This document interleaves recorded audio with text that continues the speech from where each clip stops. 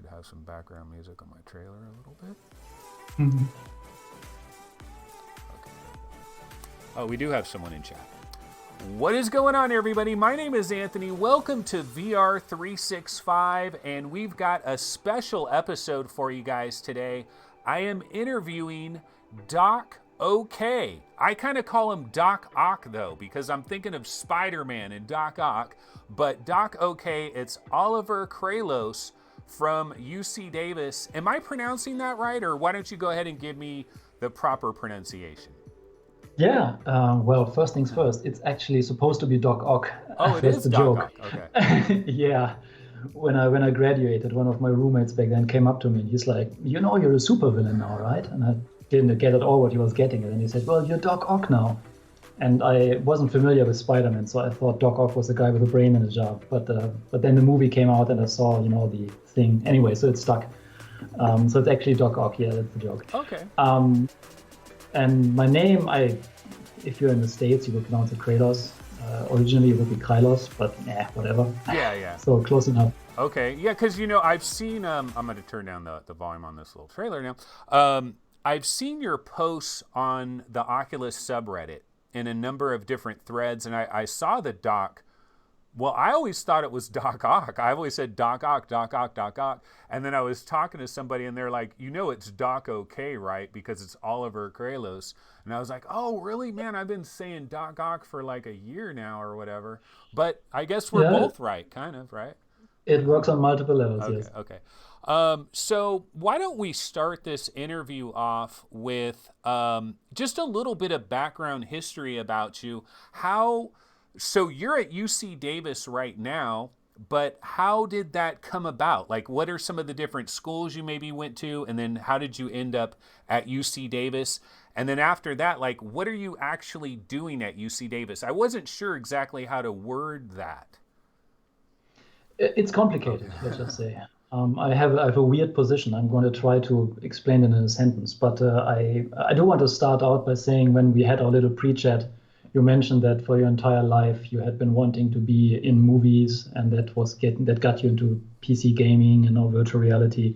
And for me, it was actually pretty much the same. And I can pinpoint the exact location where I became a VR researcher without knowing it at the time. I just gave a talk to my daughter's fourth grade class where I talked to them about the exact same thing. And that was when I was sitting in the theater back in the day, and I watched Star Wars. Back then, there was only one Star Wars movie. And I saw that scene where the X-Wings are attacking the Death Star, and they're kind of flying into the trench, and then there's this amazing camera swoop that goes in. And I was sitting there, my mind was blown anyway. I was like, that is just the most awesome thing ever. And so when I started getting exposed to computers a little bit afterwards, from the first day I realized they could do graphics. I tried to replicate this feeling. I wanted to be sitting in that X-Wing as it goes into the Death Star trench. Little did I know that there was an actual video game at the time that did exactly that, but I didn't know that. So that's essentially how I got into 3D graphics. And so when it was time to go to university, before I went in, I had two choices. I think, well, I could either go computer science or I could go astrophysics. And then I tossed a coin and ended up in computer science. But it was a very good decision in retrospect. Not dissing astrophysics in any way, but it wouldn't have been for me. So I then got a major essentially in computer graphics, 3D computer graphics, 3D user interfaces, all of those good things, computational geometry. Technically speaking, my degree is in computational geometry, curves and surfaces, formulae, differential geometry, all of that good stuff. But what I've always been doing is really 3D graphics. I did a lot of rendering and 3D editors and all of that, and I started dabbling with stereo very early on with red-blue glasses and all kinds of different things, and trying to figure that out on my own. So I had been doing essentially VR for a long time without knowing that was actually a thing. And then I was doing my master's degree in computer science in Germany at my university, and sort of the last thing I wanted to do was to get some experience abroad. And so it's a long story, but I ended up at UC Davis to write my thesis there. So I was supposed to stay for 6 months. And I must have impressed someone, because they asked me, hey, would you like to come back and do a PhD? And I was like, oh, sure, if you're paying for it, I come back and do that. And so I did come back, and then I never left. That's just the story there. it turns out that the first day that I arrived at UC Davis to write my thesis was also pretty much the first day that they had taken delivery of a virtual reality environment. This was in 1998, so this was not what you would think today of as a virtual reality environment. It was a gigantic drafting table, like a 6 by 4 foot screen that was, you could incline it, and there was a projector behind, and you had 3D glasses on, and you had gloves, and you had a little stylus. It was really fancy, actually. And at the time, the moment I tried it for the first time, I knew that I was going to do that for the rest of my life. Because it was what I had always dreamed of doing. I just never knew it was possible. And so that's what I then decided to do, really. So I did my PhD about scientific visualization, meaning how to turn data into knowledge using graphics, but always with a bend on VR. You decided to use VR as a medium for scientific visualization from this very early day on. And I've been doing that ever since. So I then stayed at UC Davis in a variety of different capacities, because I had found people there that I was working with, a large group of scientists who were very interested in using scientific visualization, specifically in VR, to solve their problems. They were running into real issues doing the research, and VR could solve those issues for them. And I just really liked working with them, like solving all these problems. And so that has been what I've been doing. So right now, technically, I am faculty in the Department of Earth and Planetary Sciences. I don't teach, I research. But what I'm doing practically is I'm writing a lot of software, virtual reality software, for looking at data in virtual reality, using virtual reality devices of all different types. So this entails writing applications, like the programs where you would load in data to work with them, take measurements, what have you. But I'm also working at a lower level where I develop essentially a VR. Well, no, I'm not going to say a VR operating system. That's a bit misleading. But where I developed essentially what is Steam VR, or a game engine, essentially, a combination of those things, just because when I started doing that, there was nothing like that. So I needed to make my own. And I've been working on that for a long, long time. So it's a lot of low-level work, how to get a picture out to a screen, how to get data from a tracking system, how does tracking work, how to build your own tracking systems. And these days, how to get your 3D image into a headset. So which is why I picked up a lot of knowledge along the way about how these things work and what they do at a very, very low level, which is what I'm kind of then ended up talking about on my blog and on my YouTube channels of how does this actually work, what does it actually do. And when I hang out on social media, when I'm an insufferable know-it-all on Reddit and other places, that's essentially what I end up talking about, because, well, I guess it's kind of what I do. So I guess the long and short of it is that primarily I'm a software developer. I write application software, but I also write a lot of system software for virtual reality, to use virtual reality as a medium, primarily to work with scientists. Now, that said, the software that I write also has secondary applications that go beyond science. But that is always the focus of where the stuff comes from, which is why I am working at a university, because I'm getting access to the users that I want to get access to, meaning scientists, in all kind of different departments. I think I've now worked with basically everybody on campus. No, not everybody, but every department, from physics to earth and physical sciences to biology to medicine to English to theater and dance even. And it's just great fun to do this, always to look at these new problems, trying to do things that nobody has really ever done before, and then coming up with hopefully good solutions to these real world problems, and helping out people doing the work. It's very interesting. It's a lot of fun, and it takes a lot of time, but that's okay. Yeah, I could imagine. So you don't ever write anything in like Unity or Unreal, or you're using your own custom engine, basically? That is correct, yes. I know of Unity and Unreal, but I have never actually done any work in them, which is why sometimes I do talk about them, but then whatever I talk about is secondhand, essentially, because I know a lot of people who do this for a living. My best friend is a game developer. He's never stops complaining about Unity and Unreal. So a lot of my opinion kind of comes from him, or a lot of my knowledge about these things come from him. But yes, it is correct. Okay. I write in my own VR framework just because there's a lot of software in there that makes the things that I do very easy. And so that's why I end up working there. That's correct. Yeah. going back a number of years, because so before VR had this like second resurgence that happened in 2011 or whatever it was when it kind of started getting kicked off. Before that, we did have 3D televisions got popular for a very short period of time. 3D TV. There was a lot of 3D video game stuff that was going on. Of course, if you went to the movie theaters, they had like 3D movies.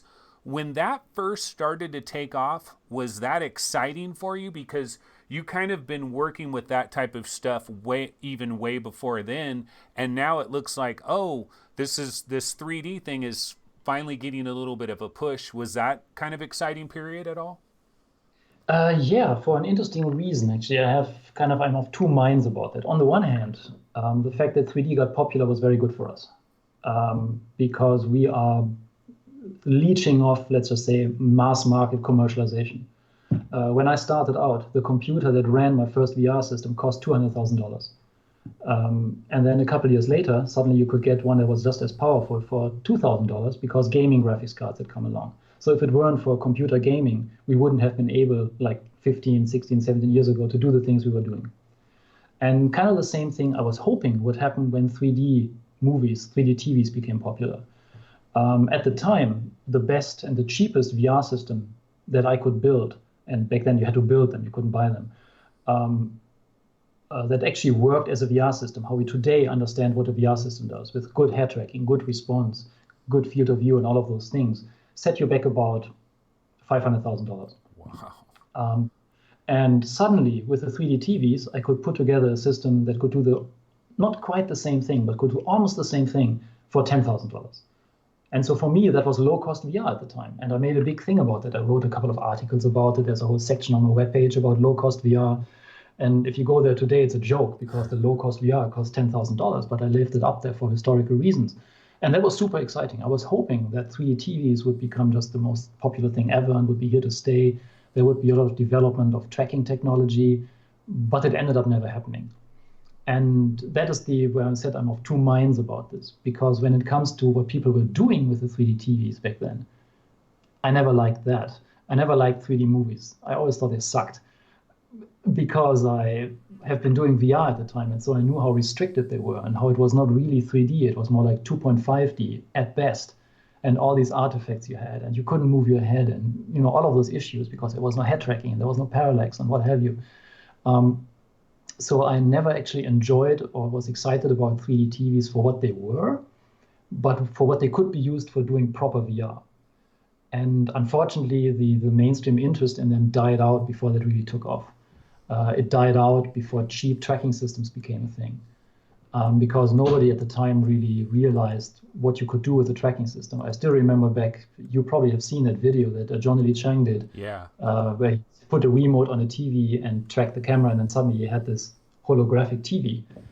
And when I saw that video, I was like, yeah, that's what I've been doing for years. What's the big deal? But then, of course, people was like, whoa, because nobody ever thought about that in the mainstream.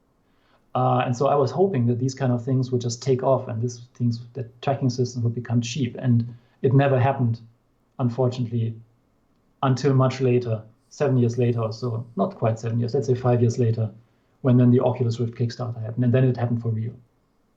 So the short of it is that 3D TVs were very exciting for me. I bought a lot of 3D TVs back in the day and installed them at everyone's office who could afford them to do virtual reality, so that people who would want to use our software to do VR but couldn't come to our system, to our cave, which was not portable. It's a room full of equipment, that they could still do it. And that was very exciting back then, but it didn't turn out as I hoped it would. And then 3D headsets became that.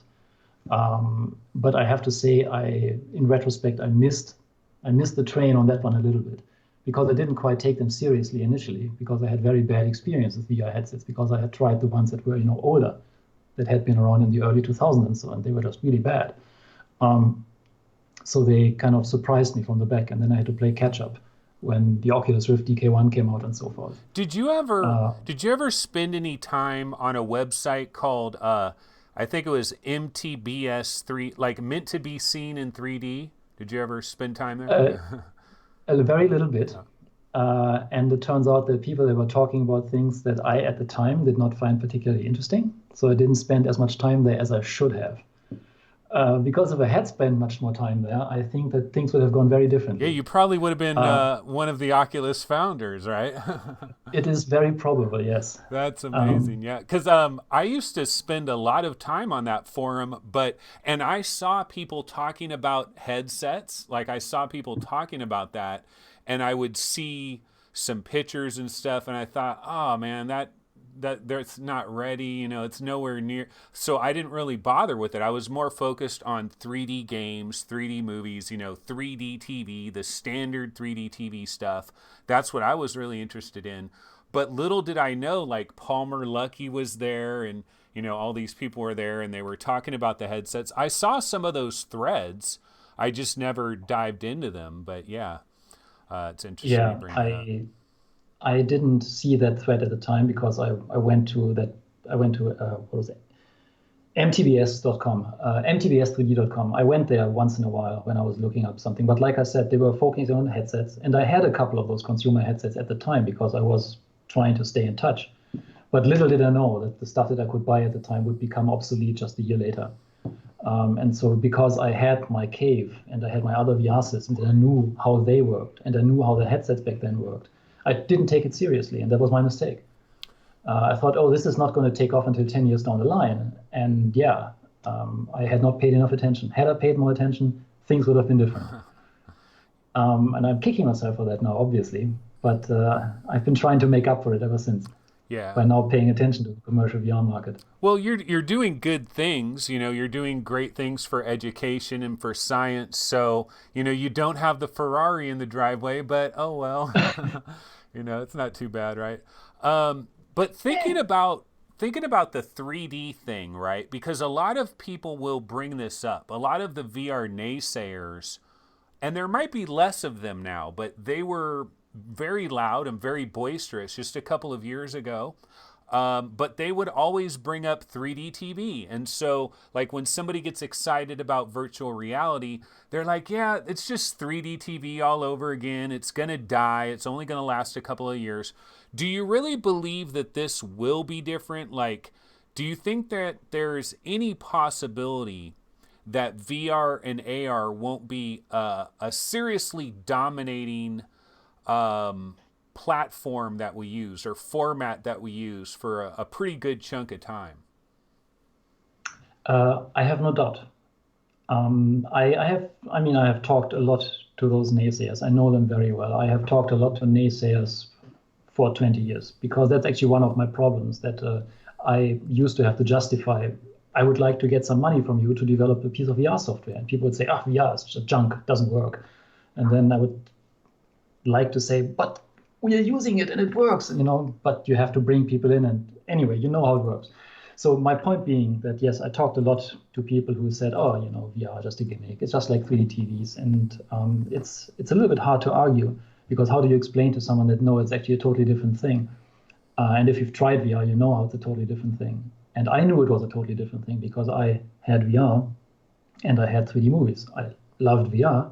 I hated 3D movies. But this is this was pretty much a pointless discussion. You just have to wait and say, I'm not going to have this discussion with you. There's no way I can convince you. Just put on a VR headset at some point and you'll be convinced or not. And then it's fair. But to go back to your question, no, I do think that this is going to stay. It's not going to go away again because VR doesn't do everything. It's just a medium that does some things, but the things that it does do, it does them very well. And whether we are going to be wearing clunky headsets, and I'm calling them clunky right now, like, an Index or a Vive or a Rift 10 years down the line, who knows? Or whether it's going to be much more that we're going to be wearing sort of AR-like headsets, which then have the option of blanking them out. So it's essentially a VR headset, who knows? Where the technology is going, I can't predict that. My crystal ball is in the shop, and this is basically a guessing game. But I think that the medium is not going to go away because it is obviously so good at the things that it is good at, that it is not really something that can be replaced by something else. It is something that has been held back by very, very difficult technical problems, which is why it never really worked until very recently, unless you were able to spend a whole lot of money. But we are past the point where it is useful now. And so now, will it replace cell phones? I don't know. Cell phones have their own niche and they're very, very useful. But is it going to go away? Definitely not. I think that for gaming as one thing, but more importantly, for serious applications, for scientific applications, for engineering applications, there's so much that we have done, or that I'm aware of that other people have done in those areas, which couldn't be done without some form of VR. That is just not going to go away because you wouldn't be able to do those things anymore. So no, I'm not concerned about that. Whether it's going to be as big as cell phones, who knows? Is it going to replace desktop gaming? Probably not. But I think it's going to be a very strong thing that is alongside that. And again, for scientific engineering applications, it's going to change those things fundamentally. In very much the same way how when the computer came along, the old school drafting table was completely replaced in a matter of years because it was obsolete. And in many ways, 2D design programs are going to become a thing of the past because it is just, I believe that it's so much better to do things in 3D. I have a whole talk about that because this is, one of the fundamental things that I do. And so I have I have a bunch of talks about that, but there's a couple that I have actually now done 1 hour talks, 1.5 hour talks talking why scientists like to use VR and what it allows them to do that they simply couldn't do before. And what the fundamental differences are between scientific visualization in VR versus doing it in 3D on a desktop. Why the one works and why the other does not work. I mean, sorry to interrupt, but I wanted to give you a different point to from another angle. So, I mean, because the one concern that we do have with VR, AR dominating in a major way is this idea that you have to put something on your head. And so some people believe no matter how small, no matter how lightweight, you're always going to be putting something on your head. I mean, maybe we go to contact lenses, that's another story. But is there any thought process, because you have this thing like Tilt 5, right, where they have this reflective surface that they're bouncing the light onto this reflective surface, bouncing it back to you. And there's this idea that what if we had a corner in our house that was just a big empty corner, and it's almost like we have like holograms happening in that corner. Of course, again, we'd be using these glasses, right? So you're still using glasses. I'm trying to think, is there any other technology that could come along that could supersede VR and AR from the fact that you don't need to put anything on your head at all? In principle, yes. I just want to, I think it's funny that you mentioned having a thing in your corner that is a VR space. That's essentially what a cave is. That's what we had. That was used to work when headsets didn't work. And yeah, they are fantastic. But to your larger point, I think the only people who are really concerned about putting things on your face are people who are not wearing glasses. Because I wear glasses, I have contact lenses right now, which I actually got VR was not the least reason why I got those. But the idea of putting something on my face in order to be able to see is not new to me at all. And so I think that the issue is always how much effort do you have to go to and what are the benefits of it? And I think that in many cases in VR, the benefits are so large that people are willing to go to quite a bit of effort to get there. And things will get smaller, but I think there will always be something. But I think that the decision to use it is going to be there. Now, in terms of technology that could come around, physics are hard. And unfortunately, light behaves in ways that are not always convenient for someone who wants to fake things with light. That's one of the big topics that I end up talking about a lot because people think that light can do things it can't actually do. And so there always has to be something. If you're faking the presence of something that's not actually there, there has to be something there. Holograms like in Star Wars, they don't actually work like that. That is science fiction. So people say, well, just wait until we have real holograms. And then I say, well, what do you think a real hologram would look like? And it would actually look like what you described. You have a corner full of holographic screens in your house, and that's where your VR is going to be. Now, at that point, you don't have to put anything on your face anymore. That's the benefit. But you still have now a dedicated corner in your room that is plastered with holographic screens that show you holographic objects in front of them. So there's no such thing as a freestanding hologram, unless we invent a totally new kind of physics, which means that I am very flexible about making trade-offs, about how much involvement, how much gadgetry, how much thing I'm willing to tolerate in order to get a certain experience. And interestingly enough, I mean, we are very practically getting into that point right now. I haven't talked about the cave too much, and I don't really want to talk about it too much, besides the fact that it was the only VR that actually worked in the late 90s and early 2000s and worked very well.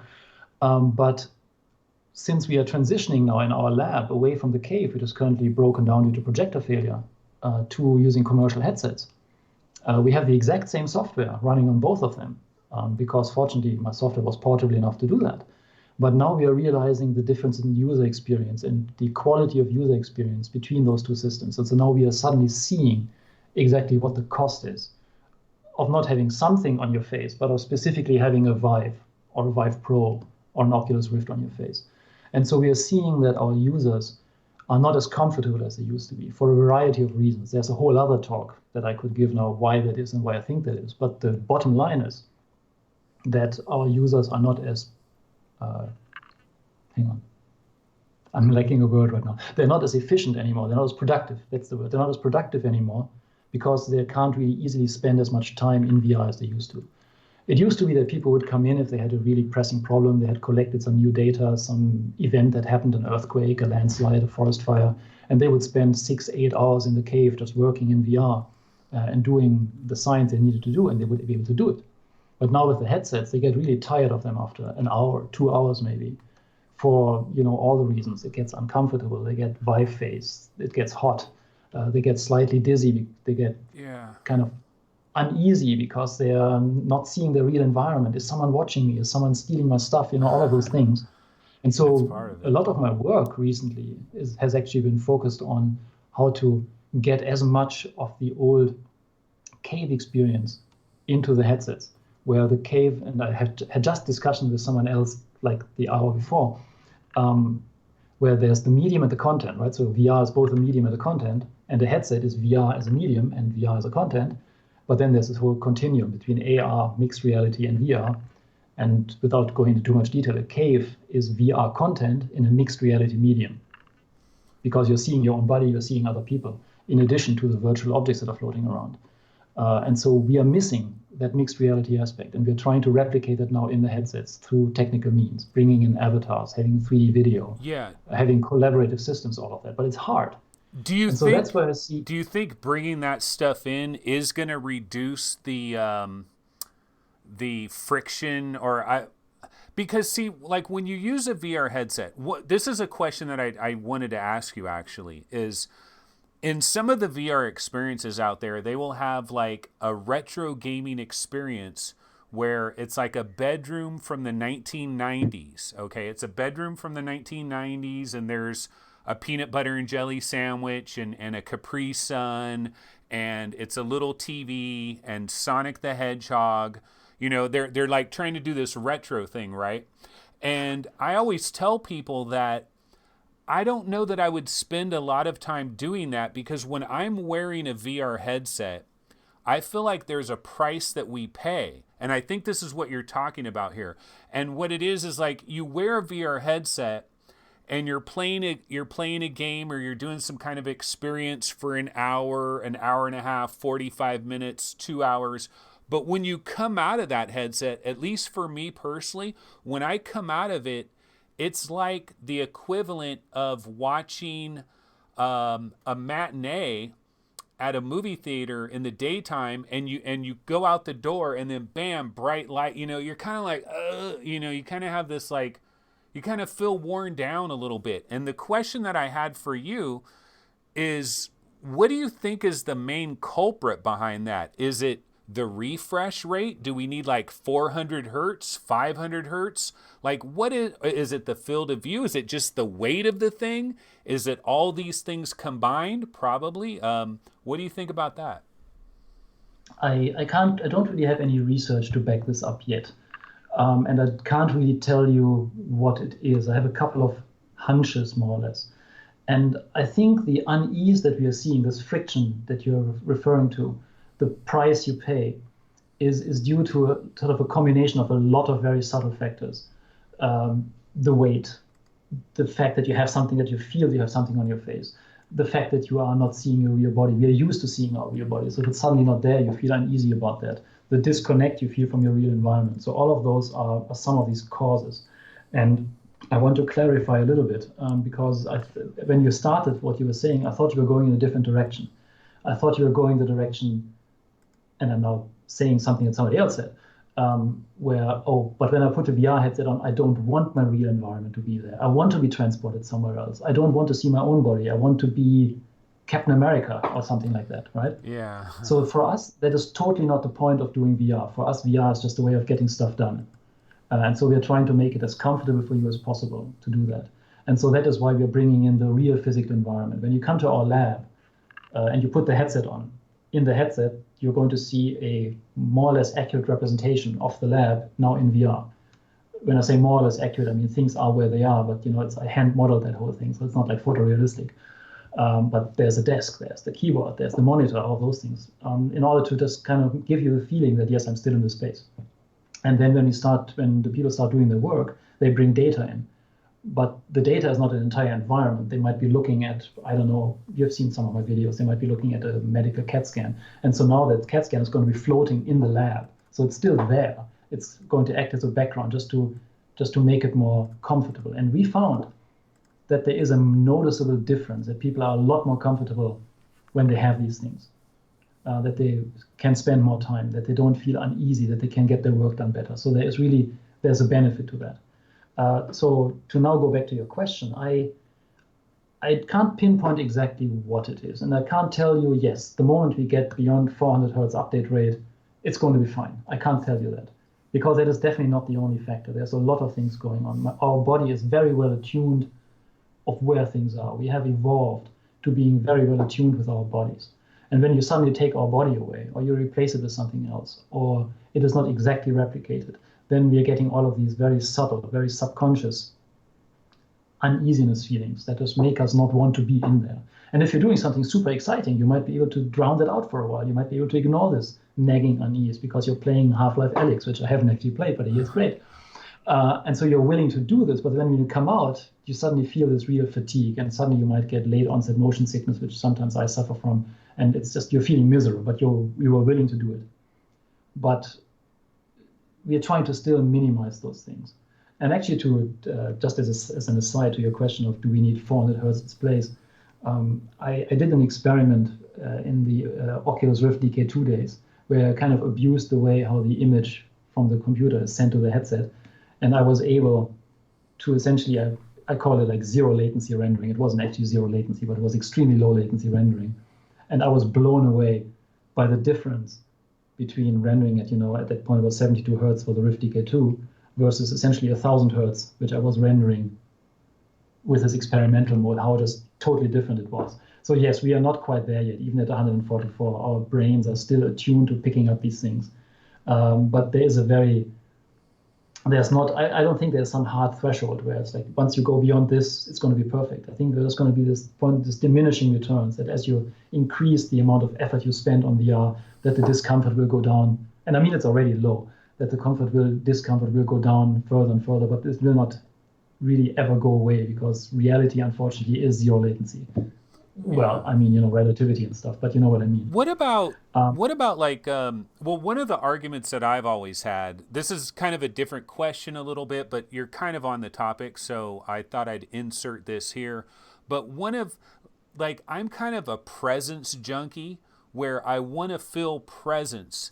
There's certain games, there's certain experiences, you get in them, and it feels real. You feel like you're in a place. Time seems to pass and you're unaware of it, and you feel like you're there. And then there's other experiences where you don't really feel like you're there, but you have the VR viewpoint and all of that.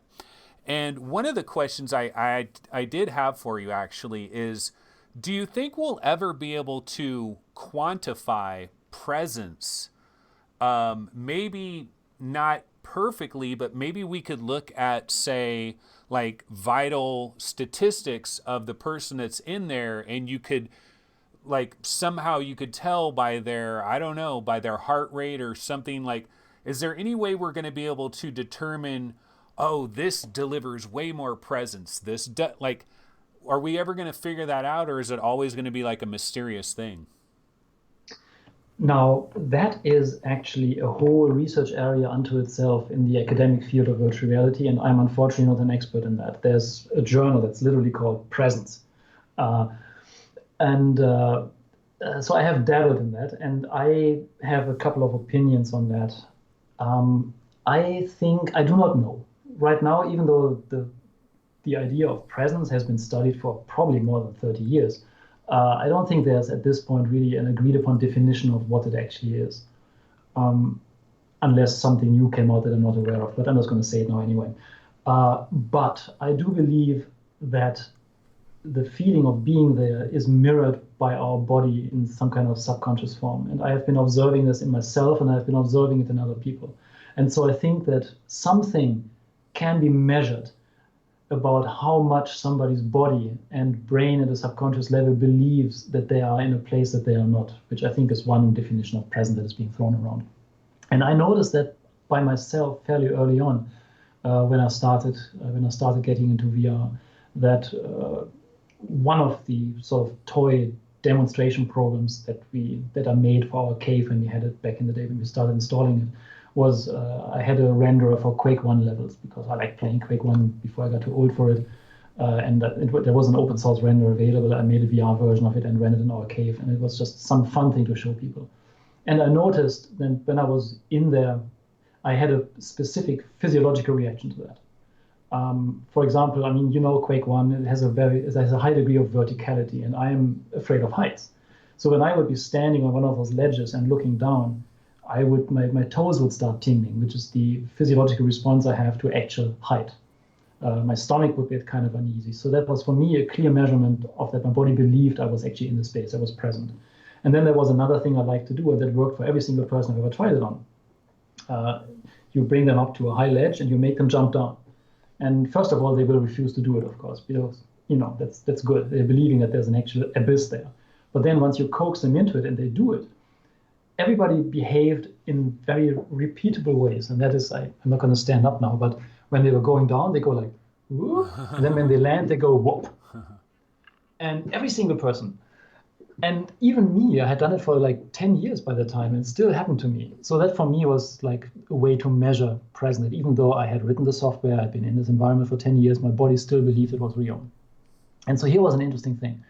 When I started playing around with headsets, and this was before the DK1 area. So this was like, what did I have? I had an Imagine something, whatever it was called, one of those little LCD headsets. It was OLED, but it was still pretty bad.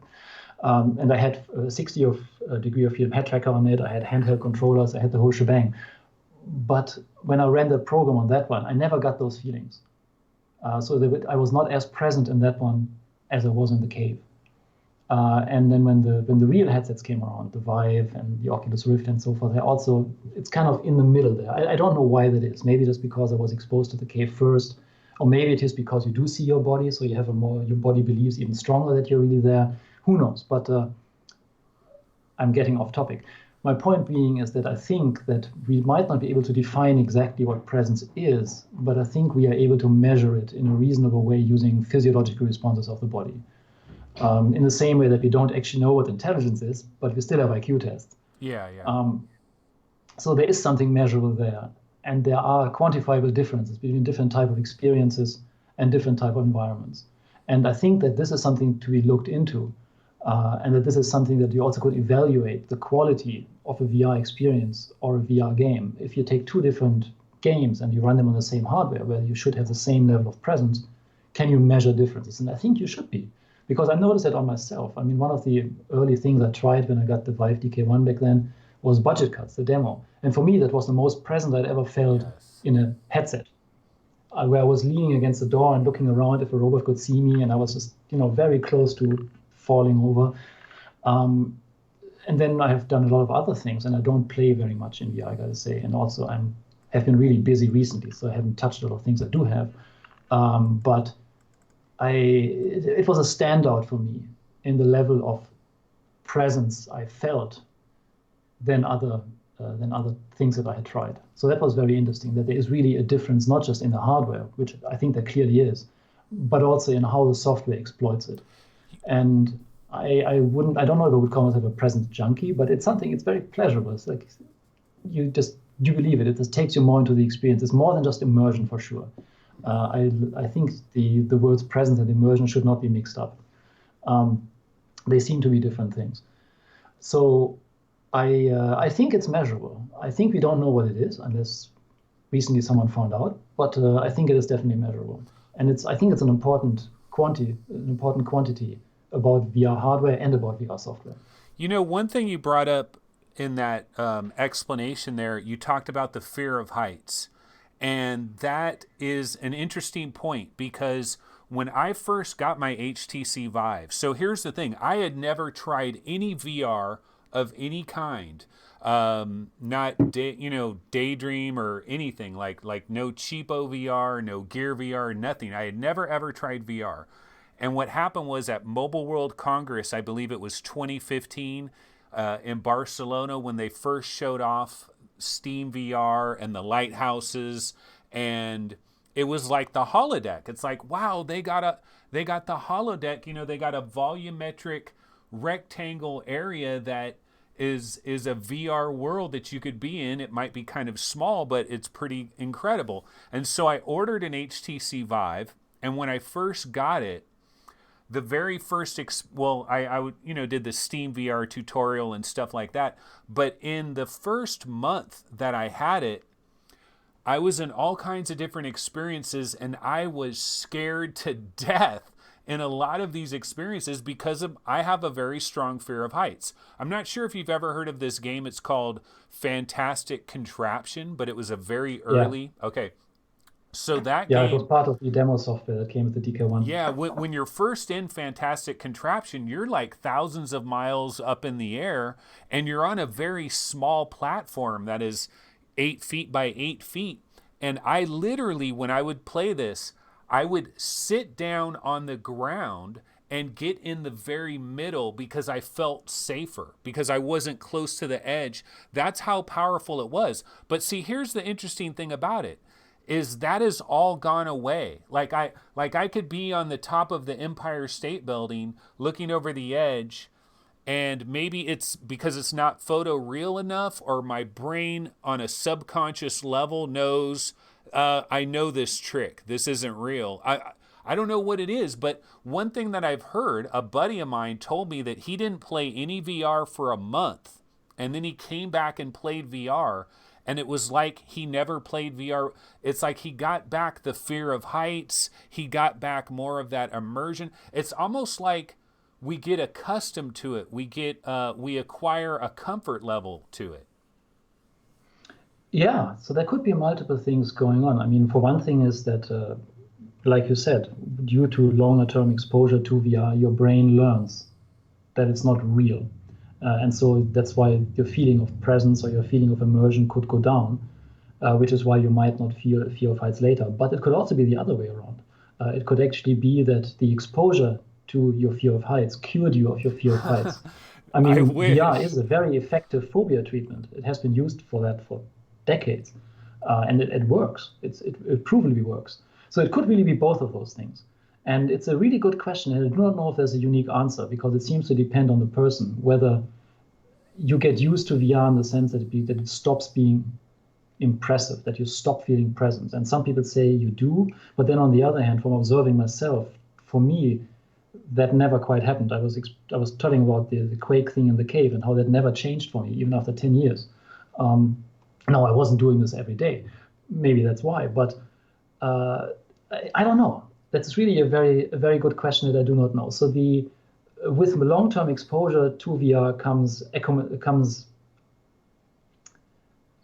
you get used to it in different ways.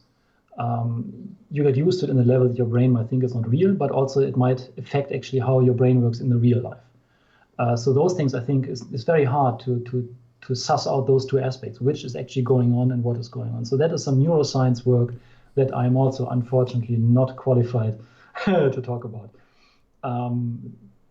Do you have any concerns though, like going down that road of this stuff isn't completely tested. We're kind of testing on ourselves, really. We don't have long-term data with this stuff.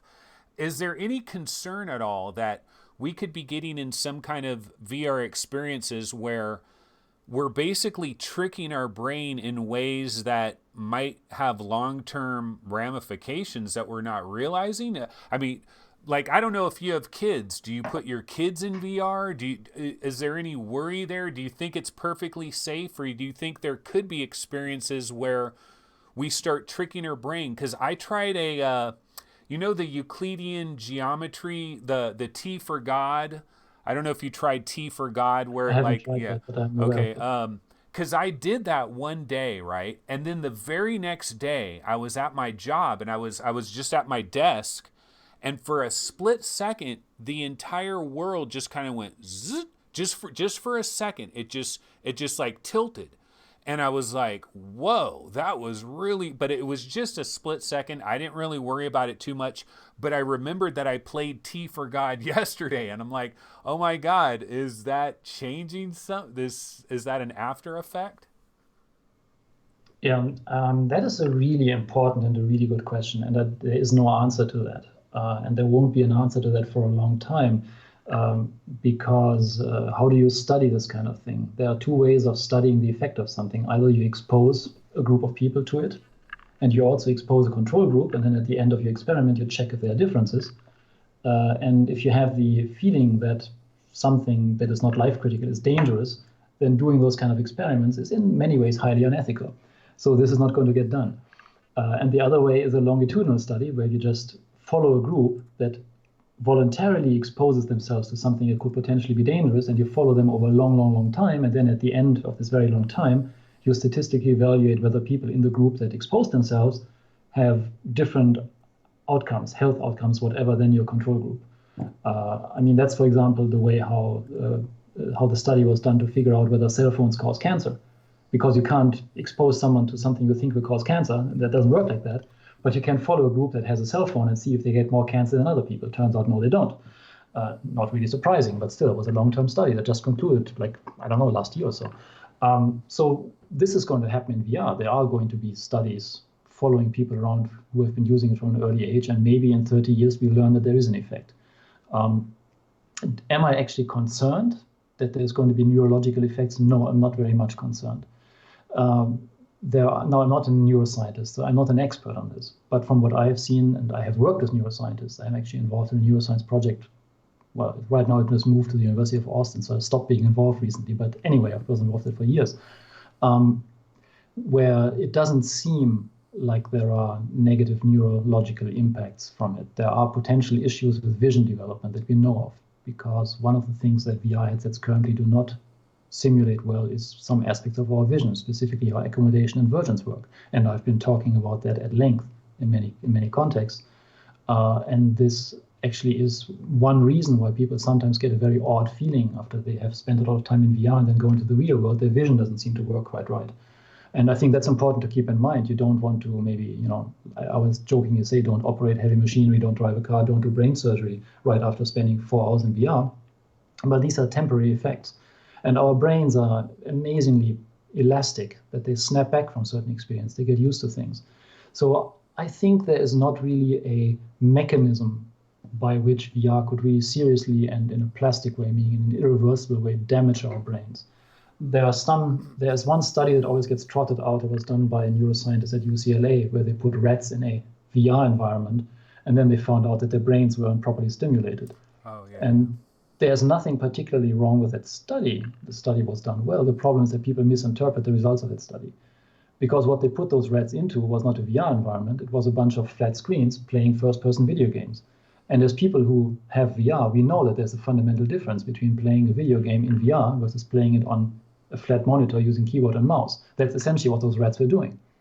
And so saying that your brain works differently when you're playing a first-person shooter on a desktop screen using keyboard and mouse, and extrapolating from that to saying VR is bad for your brain, that's bad science. Which is why I have they weren't head tracked though. Like the no, rat no. would turn. Oh, okay. They were sitting on a trackball, and while running, they would remove the trackball, and so it would move through the environment. But there was not stereoscopy; it was just monitors. And having done that myself, this is another really long story I could go into. But when we had the cave, people weren't believing that stereo actually does anything for you, and it was easy to turn off stereo in the cave. And then suddenly they would be like, "Oh, nothing works anymore." So there's a fundamental difference, even if you're surrounded by giant monitors, seeing them proper head rate stereo versus not. And so that's what they tested, but they didn't really test VR. And so they can't really make any, and they never did, other people did. They can't really make any statements about VR because that's not what they tested. And the neuroscience study that I have been involved in was actually about how the brain forms an idea of where you are in a space. When you go through a city by foot, then afterwards you can say, oh yeah, there was a bookstore over there, and then there's a museum back there, and City Hall is over there. Your brain forms these connections at a neurological level about where you are. These things are called place cells. Again, not an expert, paraphrasing. And so they did a study seeing whether there's a difference when you form these place cell connections by going through a model of a city on the desktop using essentially a first-person shooter interface, or when you do it in VR, or when you do it in real life. And they found that there's a big difference between doing it on a desktop versus doing it in VR. Well, I think that some of these experiments that were done, the results from these experiments and studies were misinterpreted, I would say. Yeah. What about But the long... Oh, go ahead. Go ahead. So I think the long and short of it is that there are concerns with very young children because their vision is still developing. That is one reason. The other concern is that you want to configure your VR headset properly in order to have a good experience. Otherwise, you're going to make yourself sick. And today's VR headsets are not designed for children. My daughter, she's 10 years old. I let her play in VR. She helps me sometimes running experiments. Her IPD is too small. She can't really wear the Vive comfortably. And so I try to keep her exposure limited to a few minutes because I don't want to get her a headache or feel nauseous. Sometimes we play, I have a PSVR as well. We like to play Beat Saber. And I don't let her play for more than 15 minutes or whatever, just because of that. But these are things that are specific to ergonomic factors on quite young people. I personally, and again, I'm not an expert, I want to say that again, I do not believe that we are going to find long-term harmful neurological impacts.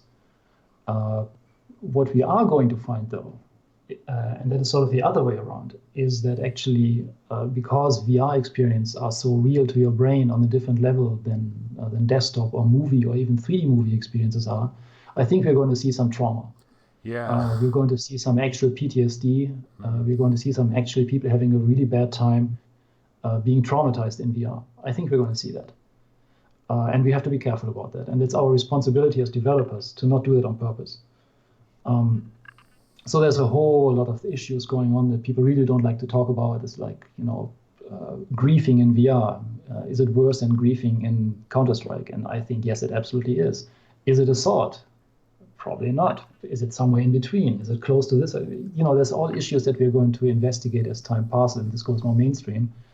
So what I'm trying to say is I think we're actually going to see more damage the other way, not because VR is a poor approximation of reality, but because VR is a good approximation of reality. And there is scientific proof for that. I mean, we know that PTSD treatment in VR is highly effective.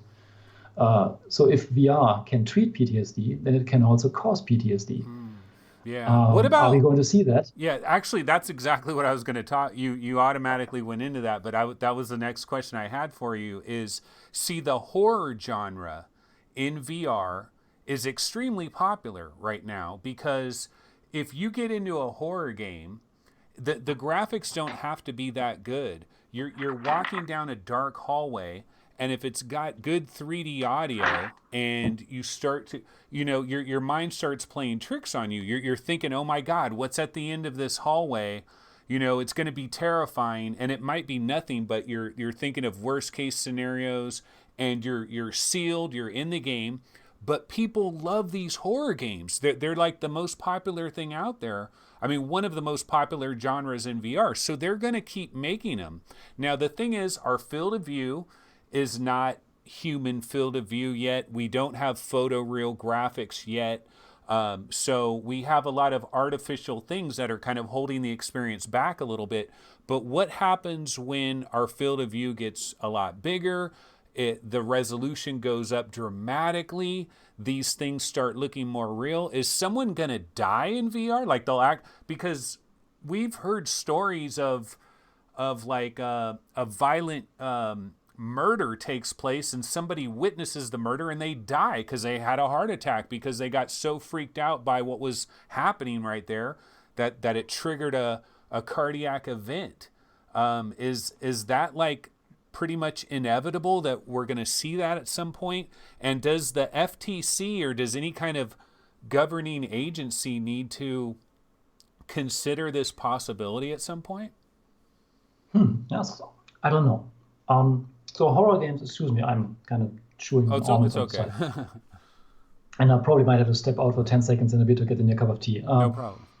So I have a theory of why the people like VR horror games. And I think the appeal of horror videos, horror movies, roller coasters is that you get a rush from scary conscious level. You get this endorphin release from putting yourself into a dangerous situation, but it's fun because you know it's not actually dangerous, unless it's a bad roller coaster. So you know that Michael Myers is not going to come and stab you. So horror VR scratches that itch very, very nicely because it's so much more convincing. And I remember in the early DK1 days, I played the very early alpha of Dreadhalls like twice. And it was super scary and it made me violently sick. So I never did it again. The free motion that was very poorly implemented just got me really sick, which is funny for a VR veteran. But anyway, so I can totally see the appeal of that. And so the thing is, even if it gets more convincing, at a level you still know you're safe. Now, as it so happens, I mean, when you see people who are not used to this being exposed to VR horror games, at the moment where they're scared, they don't think that they're in VR. They don't immediately, some of them don't immediately take the headset off, even though it's always an option. They cower in a corner and go, ah! Because at that moment they forget that they can take the headset off because it is so convincing. Now, this is something that happens to first-time exposure. This is not something that someone who has done this a lot would necessarily feel. You would know to just close your eyes or take the headset off, or you wouldn't be scared necessarily in the first place, even though I probably still would get scared. So when it comes to this kind of danger, I don't expect that someone will die in VR from fright, because that happens surprisingly rarely in real life, and people are much more frightening situations like that. In war zones, people don't just generally fall over and die for no reason. I mean, it might happen, but it's very rare. So I don't think we're going to don't think we're going to see that necessarily. We might see somebody trying to do a stupid stunt, like I'm going to stay in VR for 72 hours and then it will die of dehydration. I think we're going to see that. But that really doesn't have anything to do with VR. That's like Darwin Award territory. So, I mean, it could just be another thing that they're doing, what I'm trying to say. But I do think that we are going to potentially see some lower key issues where people scare themselves in a way that, or make themselves feel something in a way that they don't necessarily notice it right away, but then they develop something based on that. And I mean, it kind of goes along the same time. Another one of those old saws I always bring up when I talk about this on Reddit and other places is when people ask about motion sickness. They're like, what do I do about motion sickness? And I always say, do not push through it. Because when you do, you might develop VR aversion, where, just the thought of going in VR, the smell of the headset makes you sick already. And that is one of those things where it's low key.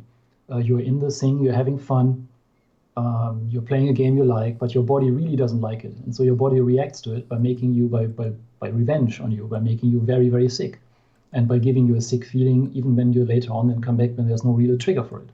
Because your body has learned that there's an association between doing this VR thing and feeling sick.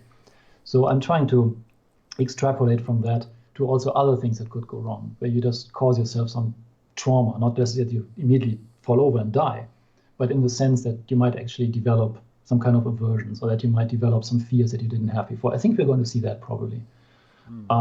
And I honestly don't know what to do about that, because this is something that is going to be vastly different from person to person. Are you going to ban horror games? I don't think that's going to happen. I don't think that's reasonable. Are you going to put stickers on them? Probably a good idea. I mean, we're already doing that. Do we have to reevaluate the way how video games are rated? Probably. No, these are kind of things that will come out over time, and these are really much more policy and societal problems and any kind of technical problems. But I think we're going to get into that sooner or later as VR becomes more mainstream as it is right now. Yeah. And I don't know what the proper approach about that is. Yeah.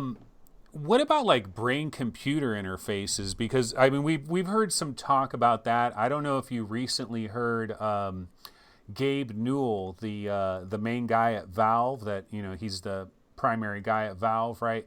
He recently did an interview, and he said in the interview that the Matrix is not as far away as people think. He's talking about like reading and writing to your cerebral cortex or something. I forget exactly how he explained it, but he was saying that it's actually not as hard as people think.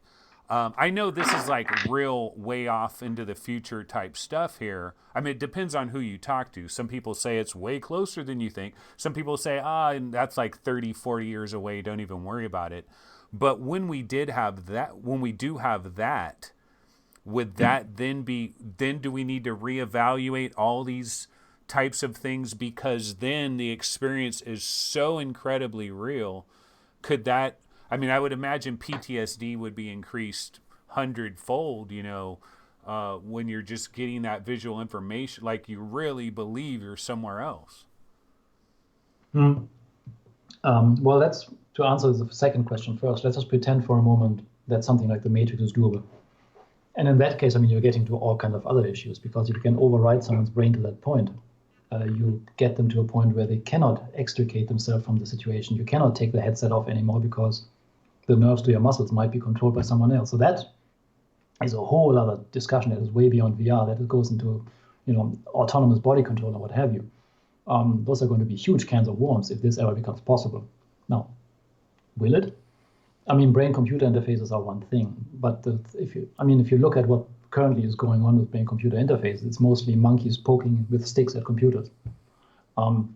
We have no idea how the brain really works, and there's so much stuff going on in there, putting an electrode in the general vicinity of 50,000 neurons and sending a signal on there, which will do something, but it will not control things at a very fine-grained level.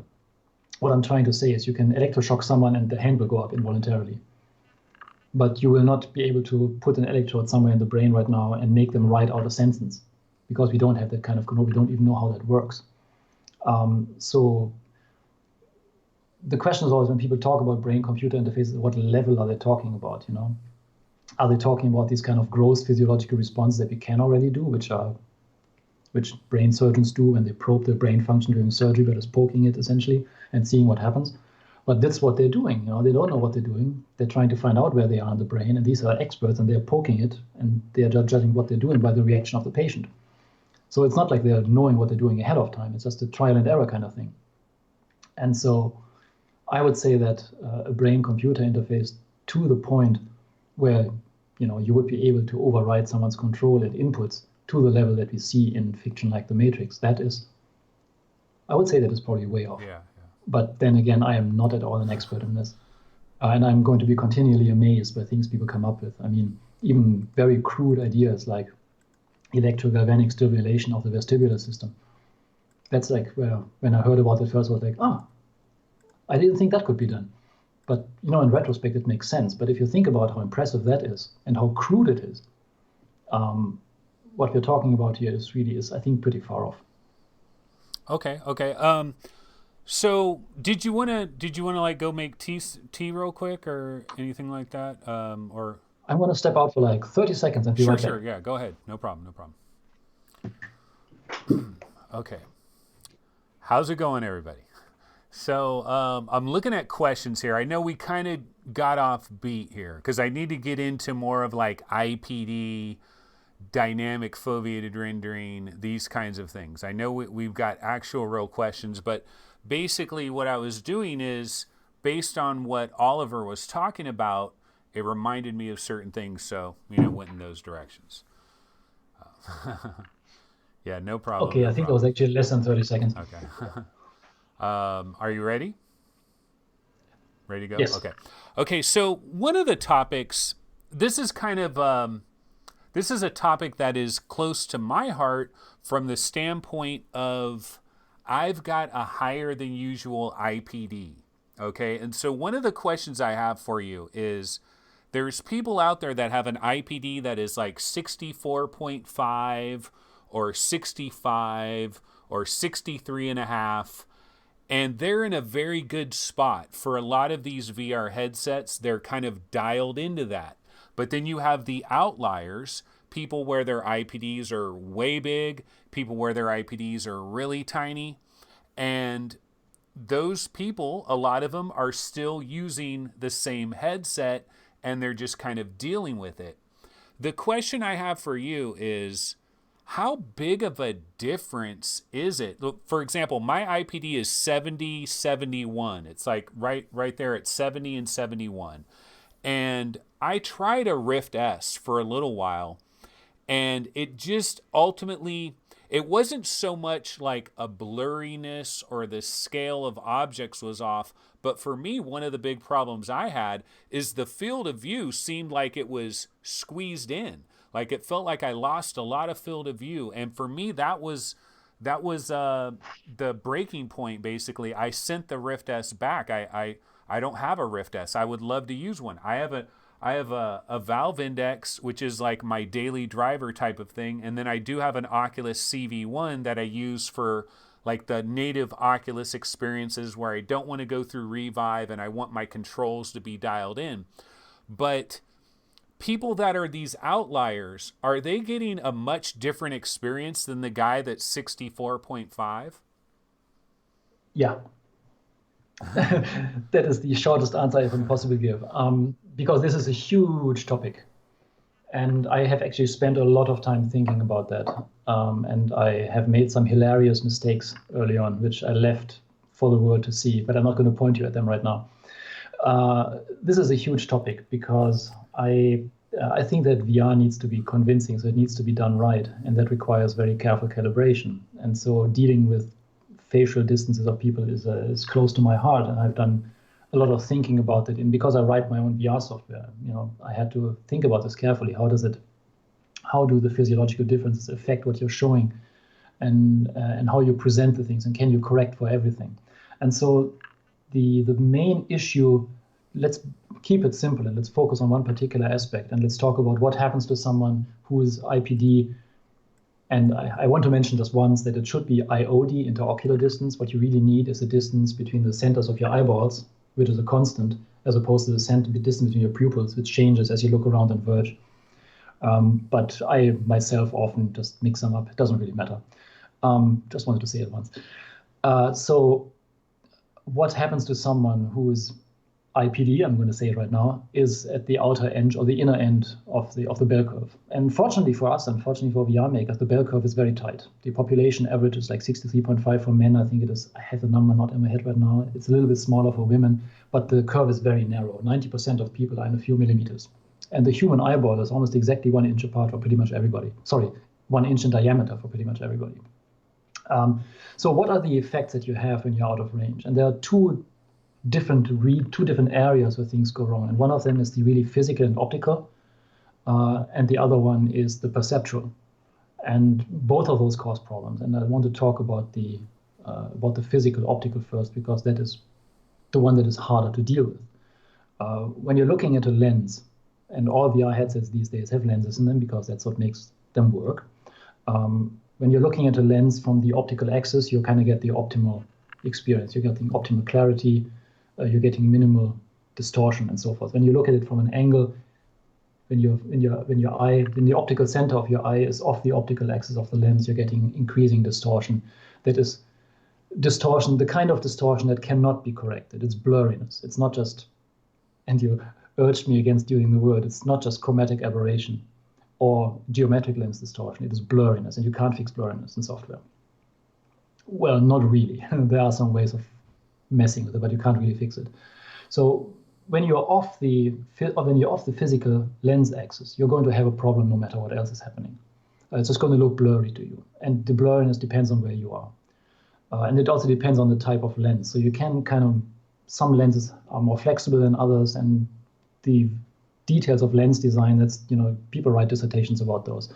But there is definitely a problem there. So that's one of the issues you're facing when you're not fitting within the range and when the headset is not adjustable to where you are. And then the second and almost more interesting point is the physiological differences and how you can correct for them. I mean, when you set up a VR system, you need to tell it more or less exactly where the optical center of your eyes is because of the way that VR is supposed to simulate how human vision works. And I have another talk I do about that.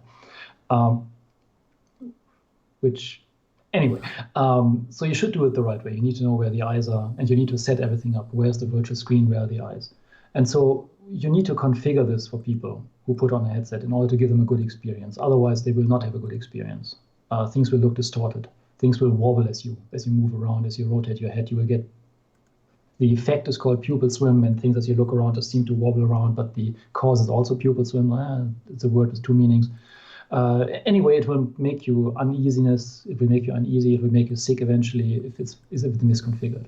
The other option, the other problem is if your IPD is just grossly off, then the world scale will also be wrong. The world will appear too small or will appear too large.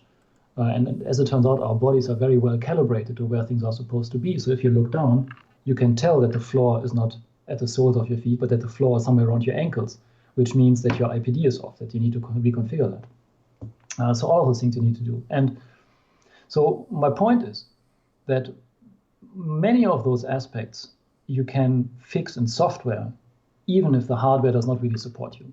So let's say you have a Rift S, and I forgot right now what the maximum, well, no, I do know, because the lens distance is probably 63.5 millimeters, and then it doesn't have lens adjustment. So the further you are off from that, the more problems you're going to have. And these are, like I said, blurriness from being off center of the lens. The one you mentioned is that, of course, the lenses limit the field of view you have. So if your eye is in the center of the lens, then the field of view gets symmetrically to the left and to the right. If your eye moves to the inside, you're going to see more on the outside than on the inside. If your eye moves to the outside, like in your case, your field of view is going to shrink in this regard. It's going to get bigger on the inside that way and that way, but our eyes can't really use it because our nose gets in the way. So you're actually shrinking your field of view by by moving closer to the outside of the lenses. Recently, I redid some work I had done earlier on kind of optically measuring the field of view of headsets. I did it on the PSVR because I had one. And I took the opportunity, because PSVR doesn't have IPD adjustment either, to measure what the actual difference is as you go, as your eye distance increases. And there was a noticeable decrease in peripheral field of view as you go towards the edge of the lens, which is kind of obvious once you think about it. But you have to think about it. Yeah. And so that's definitely there. And so I can totally understand. My IPD is on the narrow side, so I can totally understand that someone with a large IPD would feel like this claustrophobic effect. Oh, it's a Mars rover. I used to work with that. Is getting this claustrophobic feeling from being blinkered, essentially, of not seeing really very far to the outside. Because naturally, our field of vision extends much farther out to the periphery than it does to the inside. Who do you think? This great diagram. One quick question: would you rather Would you rather have like an IPD of like 58 or 71 if you had to be stuck in that type of situation? Definitely rather 58. Yeah. So I'm screwed. Because you kind of are. Sorry about that. I have one coworker who has a 72 millimeter IPD who has a bit of a hard time with the VR headsets. Because when you're on the smaller side, you're getting the same kind of distortion optically as the other guy on the outside, because that's symmetric. But your field of view shifts to the outside where it's really urgently needed. And you're getting a little bit of limited vision and you're getting less binocular overlap, but that's not really as much of a problem as one would think it is. So I would much rather be on the narrow side. Can I ask you another question related to IPD? But what about like cheekbones and like the way our eyes are set in our eyes? Like how much does facial features play a factor in all of this? Like, could somebody have the exact same IPD as another person, but because of their cheekbones or their nose or the way their eyes are like sunk in? Absolutely. This is in one of the talks I gave, I used a slide. I put a picture up of Ron Perlman and of Marty Feldman and said, look at these two guys. They are going to have very different VR experiences. And so, yes, that's actually one of the points I was trying to make there, that you need to know the exact position of the eye in 3 dimensions. You need to know it in X and Y and in Z in order to do it properly. And so this is one thing that is currently totally ignored, because none of the headsets have any ability of measuring how far away your eye actually is from the lens. They just use a default value. and they never measure it because it's very hard to measure. You can measure IPD easily. I have an article on my blog. But you can't measure your eye distance from the lens because you have to stick calipers into the headset. It just doesn't work like that. So there's this even one like value. eye tracking wouldn't help with that, like little cameras that are doing eye tracking? That's my point, that eye tracking is necessary, okay. yes. So if you have a stereo eye tracking camera, you could do this, which is one of the main reasons why I've been a big fan of eye tracking. I think it should be done. It should be a necessary component of headsets going forward for this exact reason.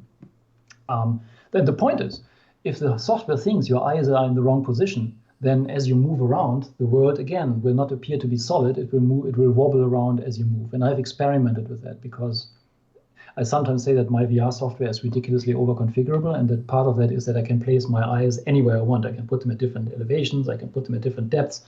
And so I've done experiments where I just, if I push my eyes back and forth relative to the screen, how much of an effect does it have on the comfort in the VR headset? And it has a huge effect.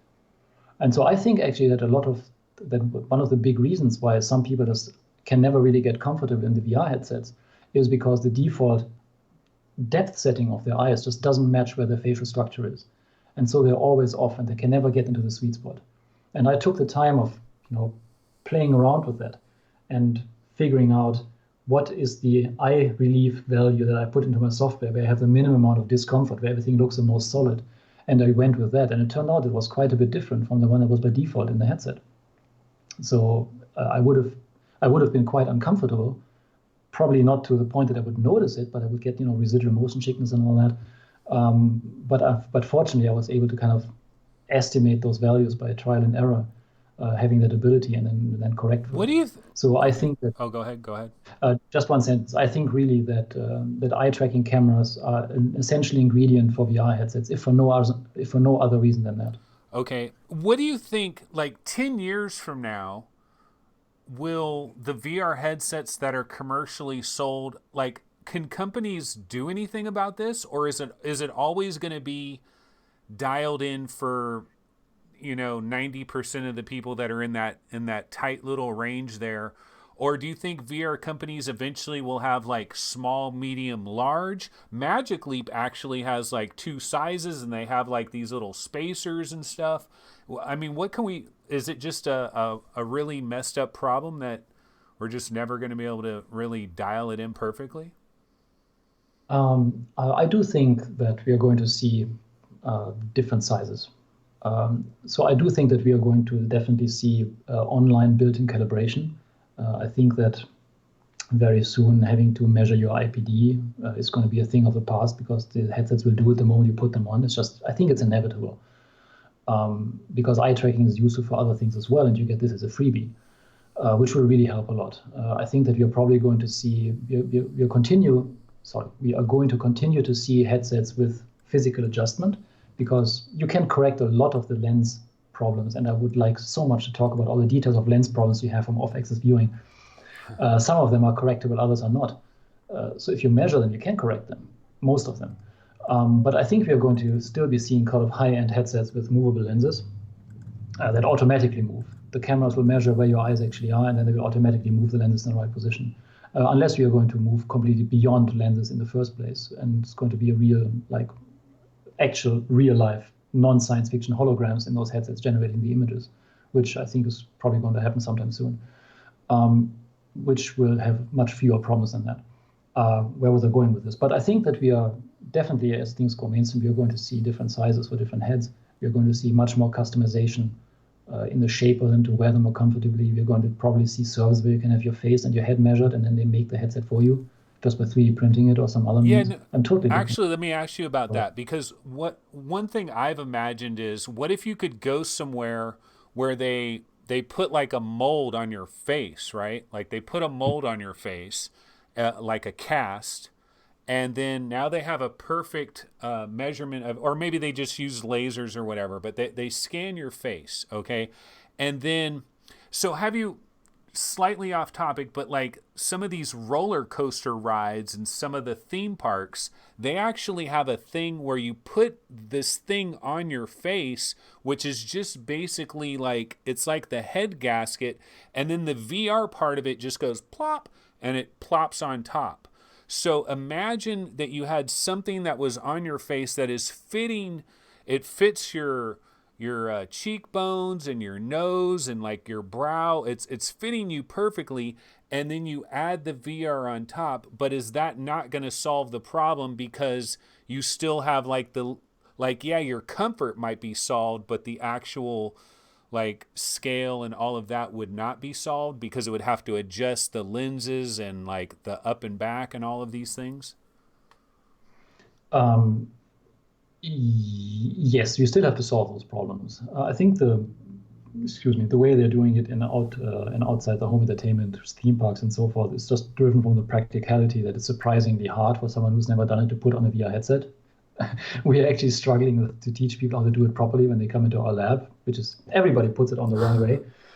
Um, and I have to tell them, no, no, no, go like this on the face first, and then glasses end up in it. It's just a total mess. So I think that's just a very practical reason why they are doing it that way. Also to make people feel better about hygiene. People are worried about putting something on their face that might have been on someone else's face. So if you just split it up into pad that you can tell it just came out of a disinfecting bath or whatever, and then the actual thing goes on top, that makes people feel much more comfortable.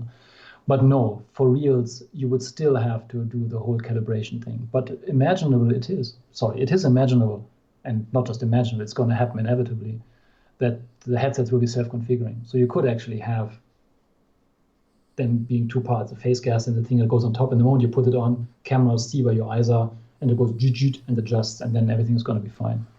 And I'm not willing to put money down on it because I don't have any, but I think it's going to happen very soon, that there will be little shops where you can go, you get your face scanned, and they make a headset for you that fits you, or even only the part of the headset that has to fit your face. I think it's inevitable. One of the things that Facebook has talked about with possible upcoming headsets is the varifocal lenses.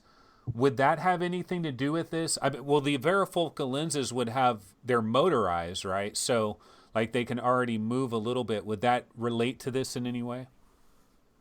Not necessarily, because I mean, what they are trying to do there is to get around the accommodation vergence conflict issue, where things look blurry if a virtual object is not at the same distance as the optical focus plane of the headset, which is fixed in all current headsets at usually around 2 meters. So what that means is, if a virtual object is supposed to be about 2 meters away, it actually looks clear as it gets with today's headset's resolution.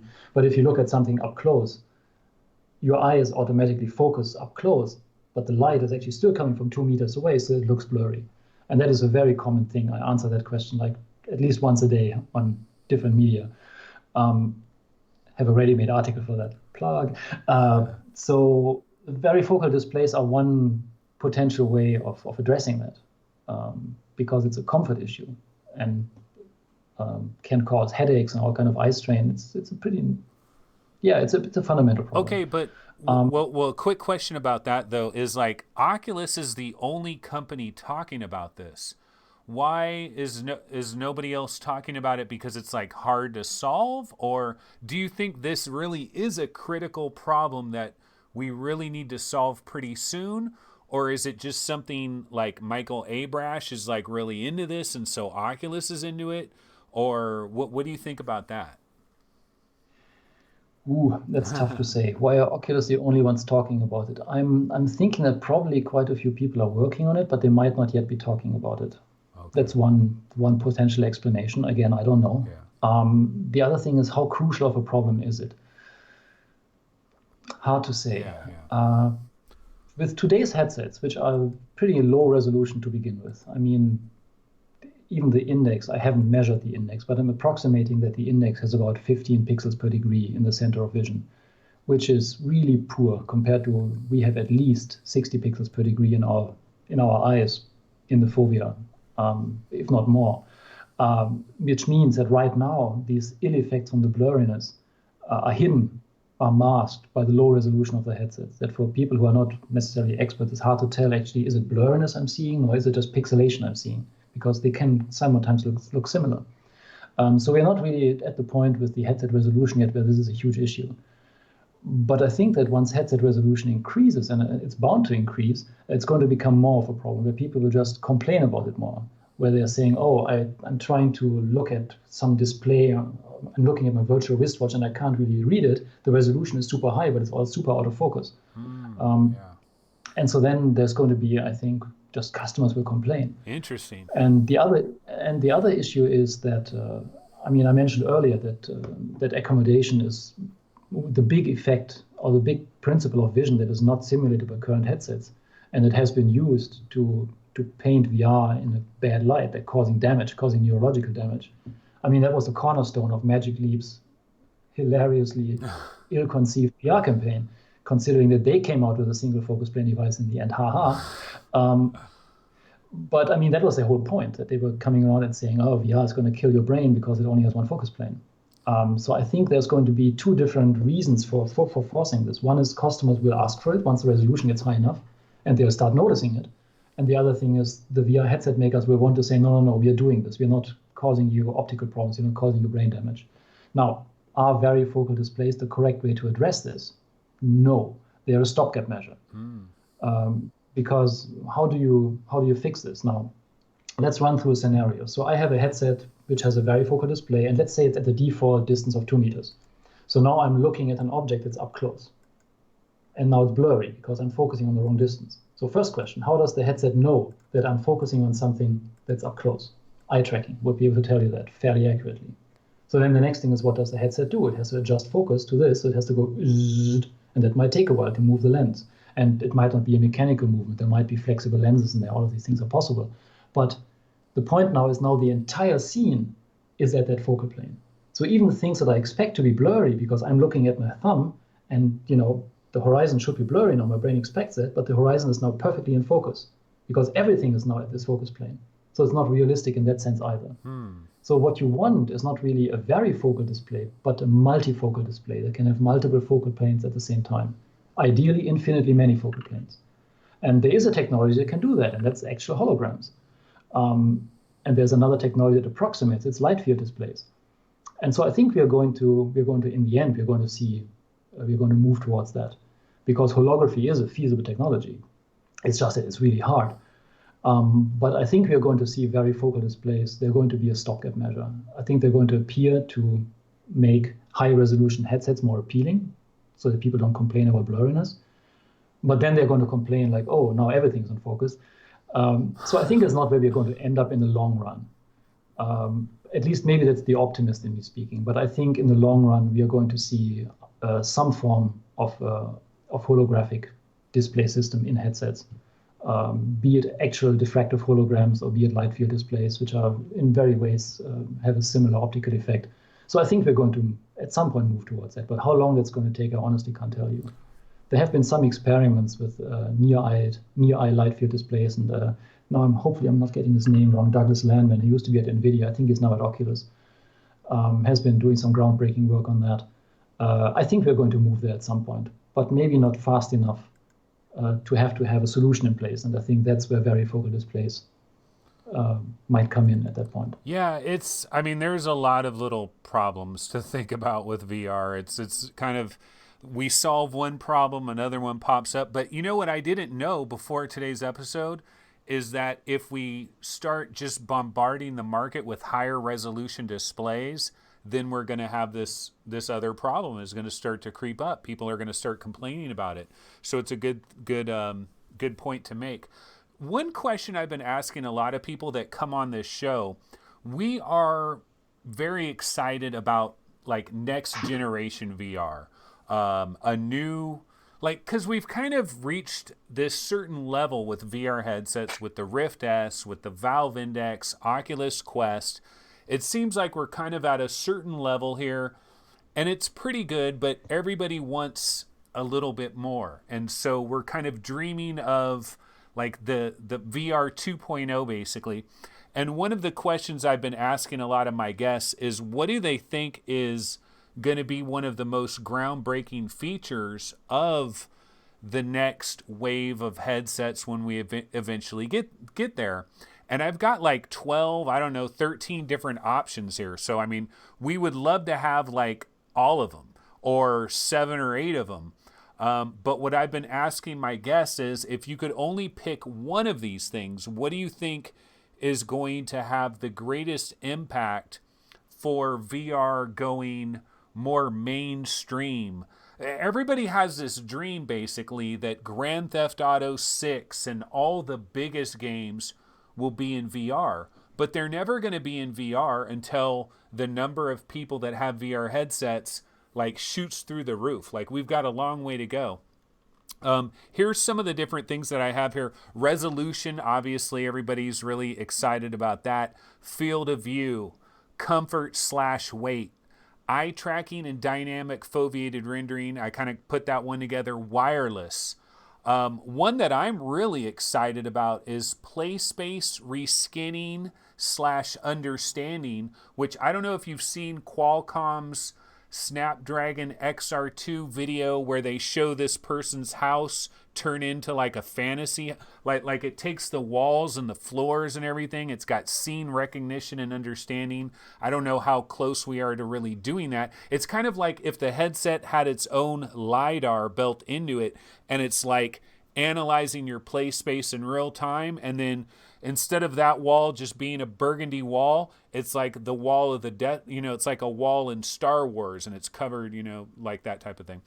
Full body tracking, next generation AR pass-through, really good AR built into VR headsets, built-in 5G modem. A lot of people think this might be mission critical for volumetric video.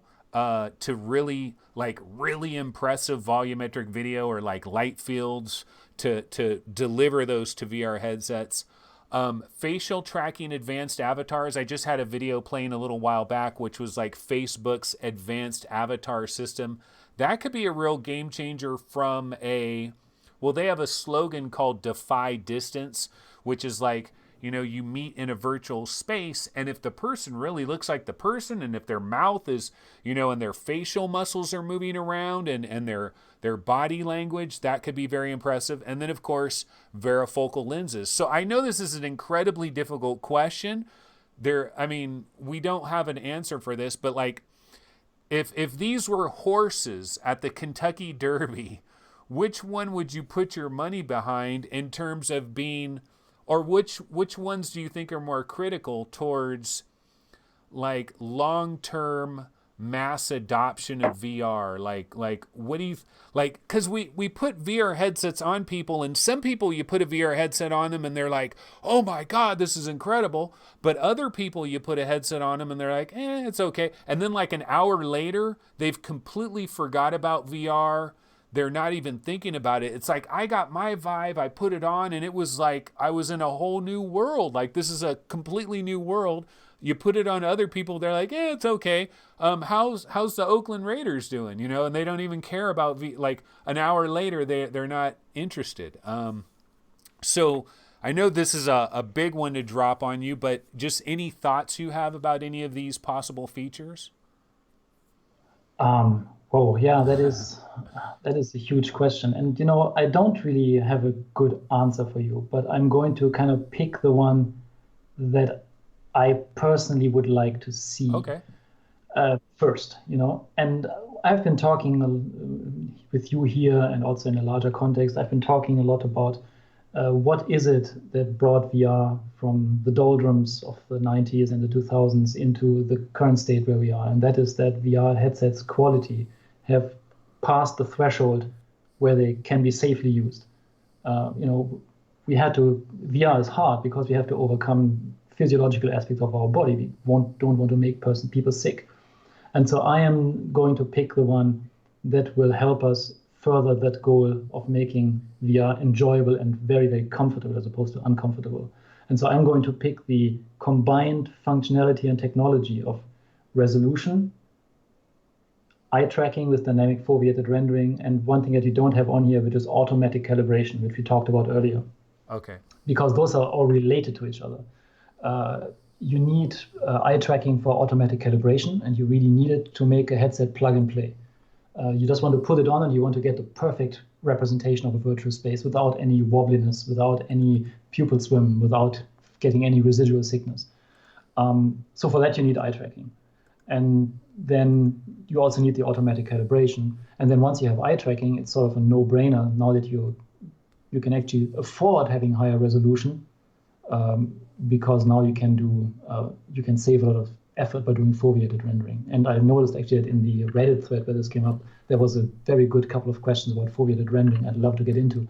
But I think that this will allow us to get to the resolution that we need, that people who are wearing a VR headset are not legally blind, because currently we are, technically speaking, with the resolution that the headsets provide. I did this resolution test a while ago on the OG Vive, which I was like, what was my vision? I don't even recall, but it was like 2070 or something. It was very bad. We want to get beyond that, because right now it's just, you can't really see things at a distance. It's hard for driving games because you can't read the stop sign that's at the next intersection and all those things. So with this combined technology, we can make it possible to have a VR headset that is plug and play, that you can just put on and it works, gives you the optimal experience. It is high enough resolution that you are no longer feeling that the resolution is low, that you just accept it, that you can read things, even at the other distance, and that still can be driven by existing computers, by cheap computers. Because now with foveated rendering, you can actually drive an 8K or 16K resolution, because you couldn't do that without that.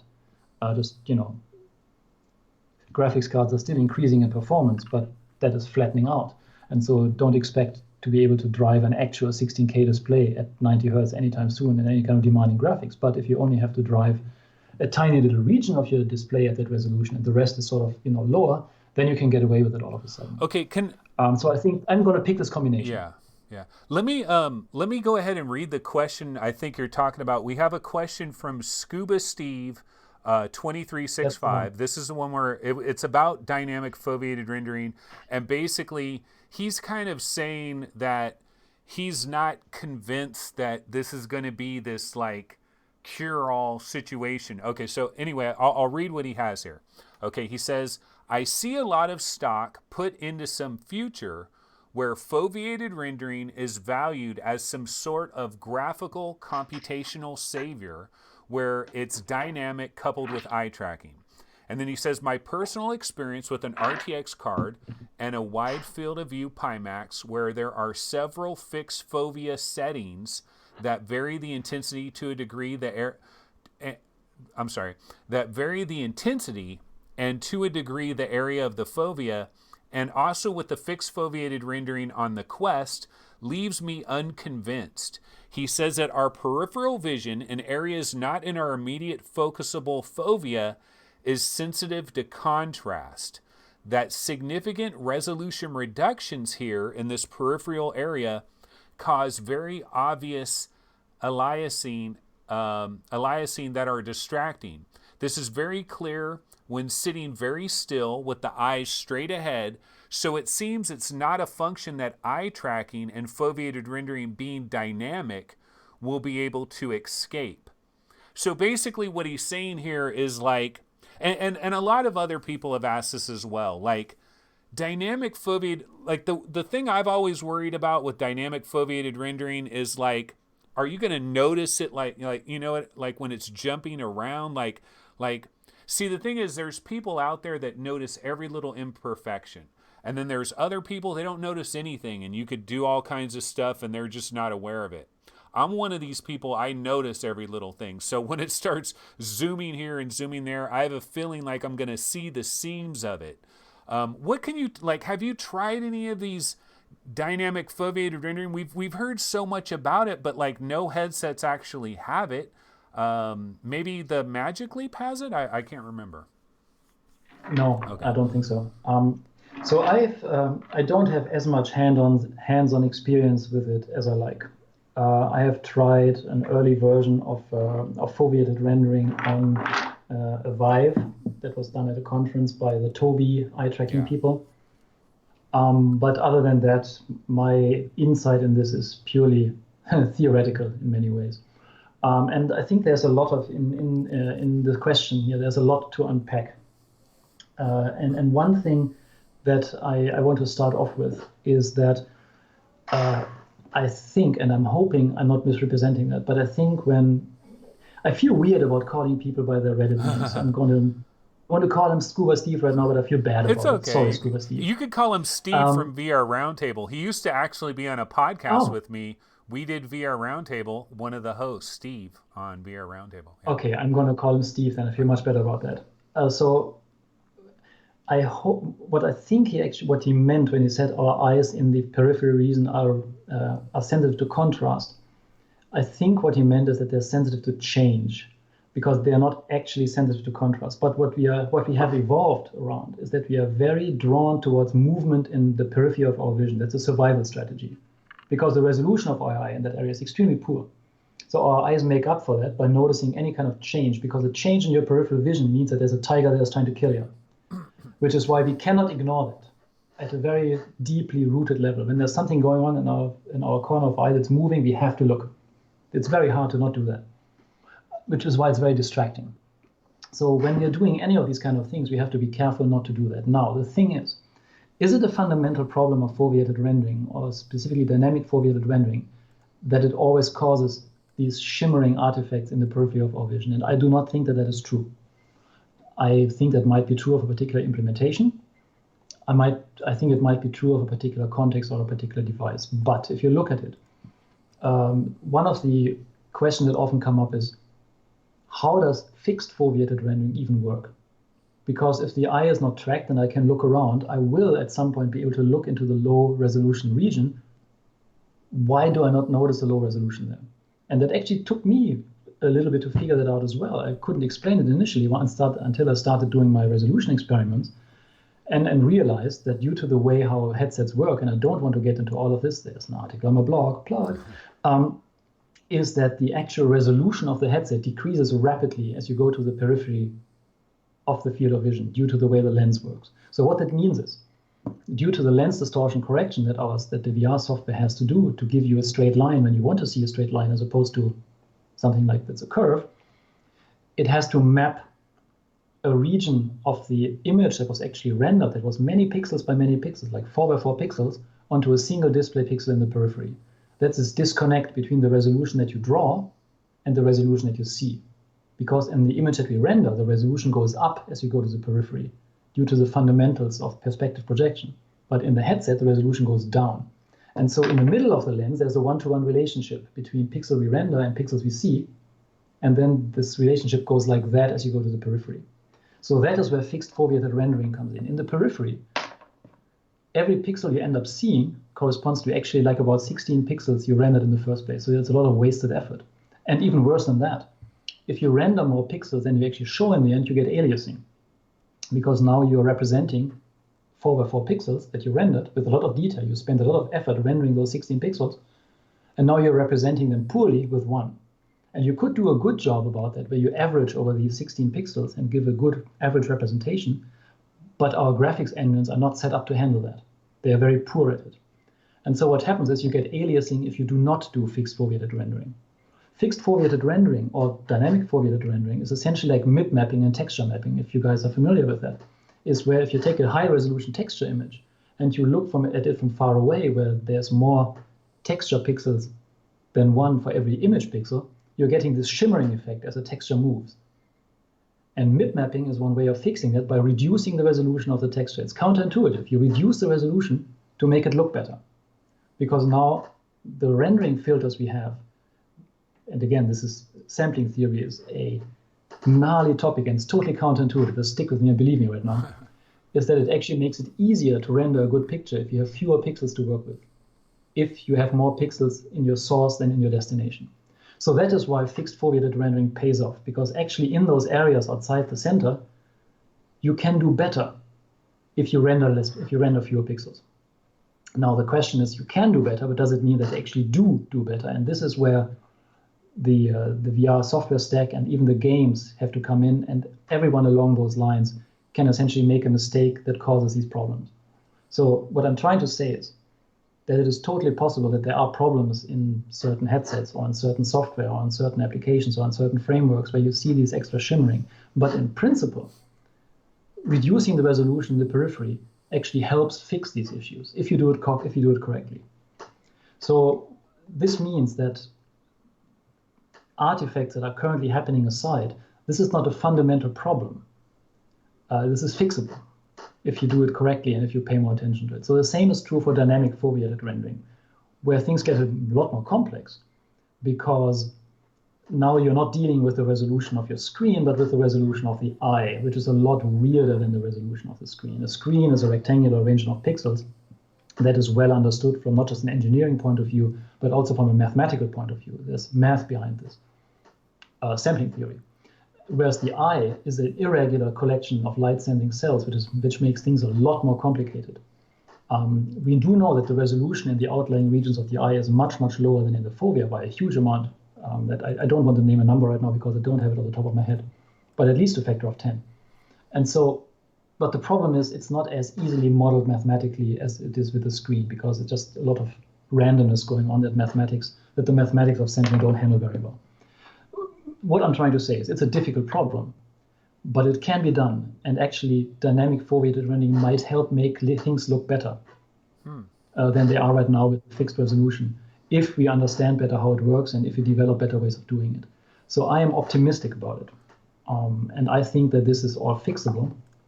And I think that it is definitely the way to go forward, because it is an incredibly wasteful thing to render these VR frames as we are doing them right now. There's already waste happening just in the transition from what is rendered to what is shown on the screen in the end, after correcting for lens distortion.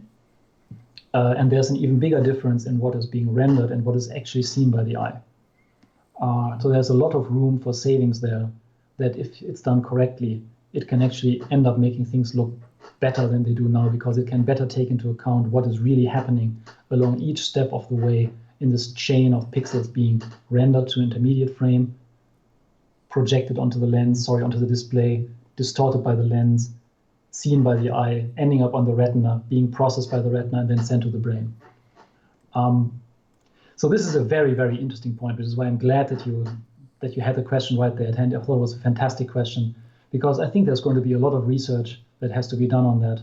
But I think it can be done right, and I think it's going to actually be a saver in making it possible to create VR headsets that have a very high resolution, high enough that we don't feel blind anymore wearing them, and still making it possible to run them with something that you can afford, a computer you can afford. Yeah, I mean, or hopefully even an embedded system. That's a key like, point. Oculus Quest. That's the key point that you made right there, because the graphics cards, like, we've kind of stopped with graphics cards. Like, where's the new we got the 2080 Ti, right?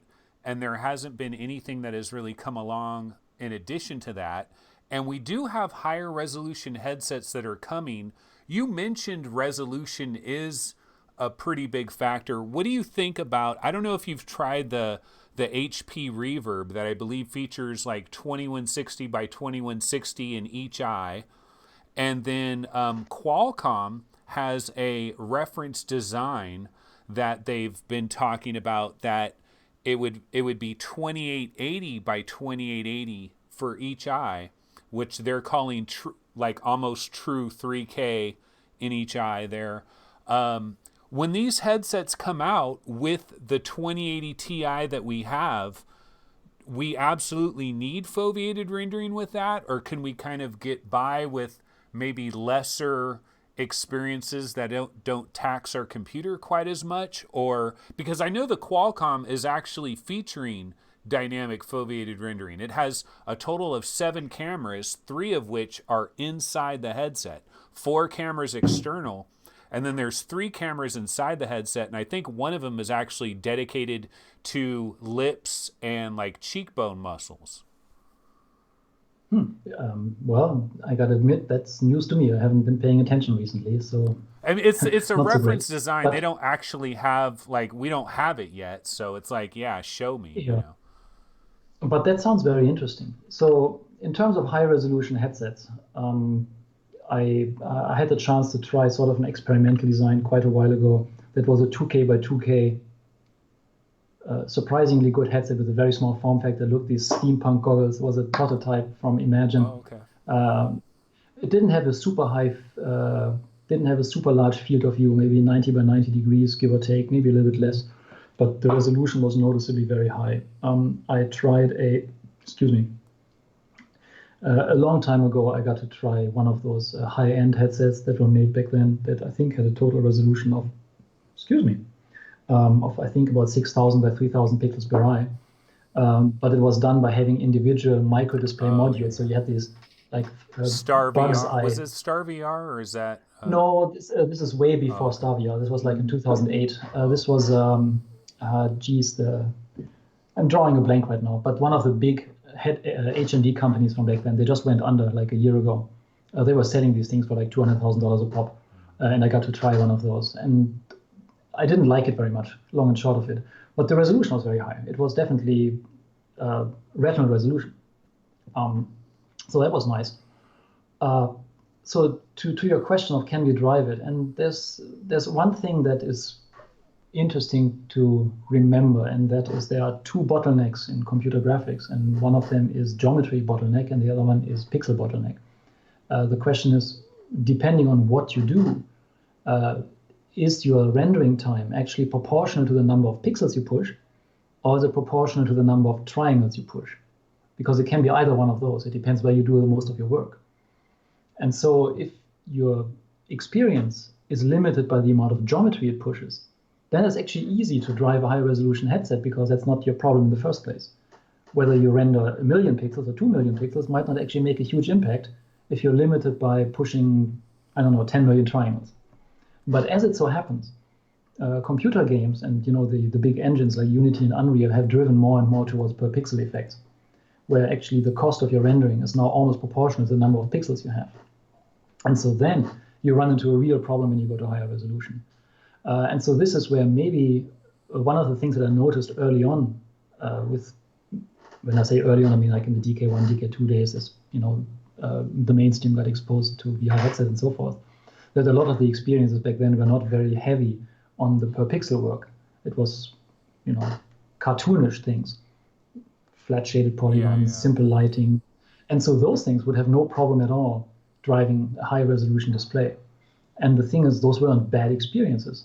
They were just not what people expected who came from, these pixel shaded, very finely, very careful pixel-based shading, pixel-based shadowing, and so forth from games.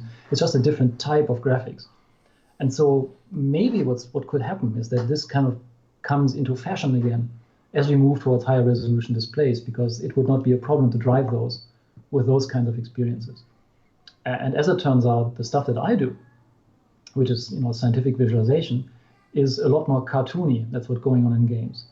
The stuff that I do, with one glaring exception, is primarily geometry limited, which means that for me, I don't know, my software could probably on a 1080 or something could probably easily drive an 8K headset or something because the pixels are not the problem. But that is just this very special case. That is not what gamers are used to seeing, because a lot of work in the game engines, and I'm talking a bit out of my area again. This is, look at me from the outside in, is that a lot of effort has been done to push the effort onto the pixel. There was a concerted effort to move away from a large number of polygons to doing lots of things on the pixel basis. They did that because at some point polygons are very expensive, I guess, but now it's coming and bite them in the behind, because now suddenly we're talking about very high resolutions, and now it's like, oops, what you did is actually killing us when it comes to very high resolutions. So this is, I don't know what's going to happen.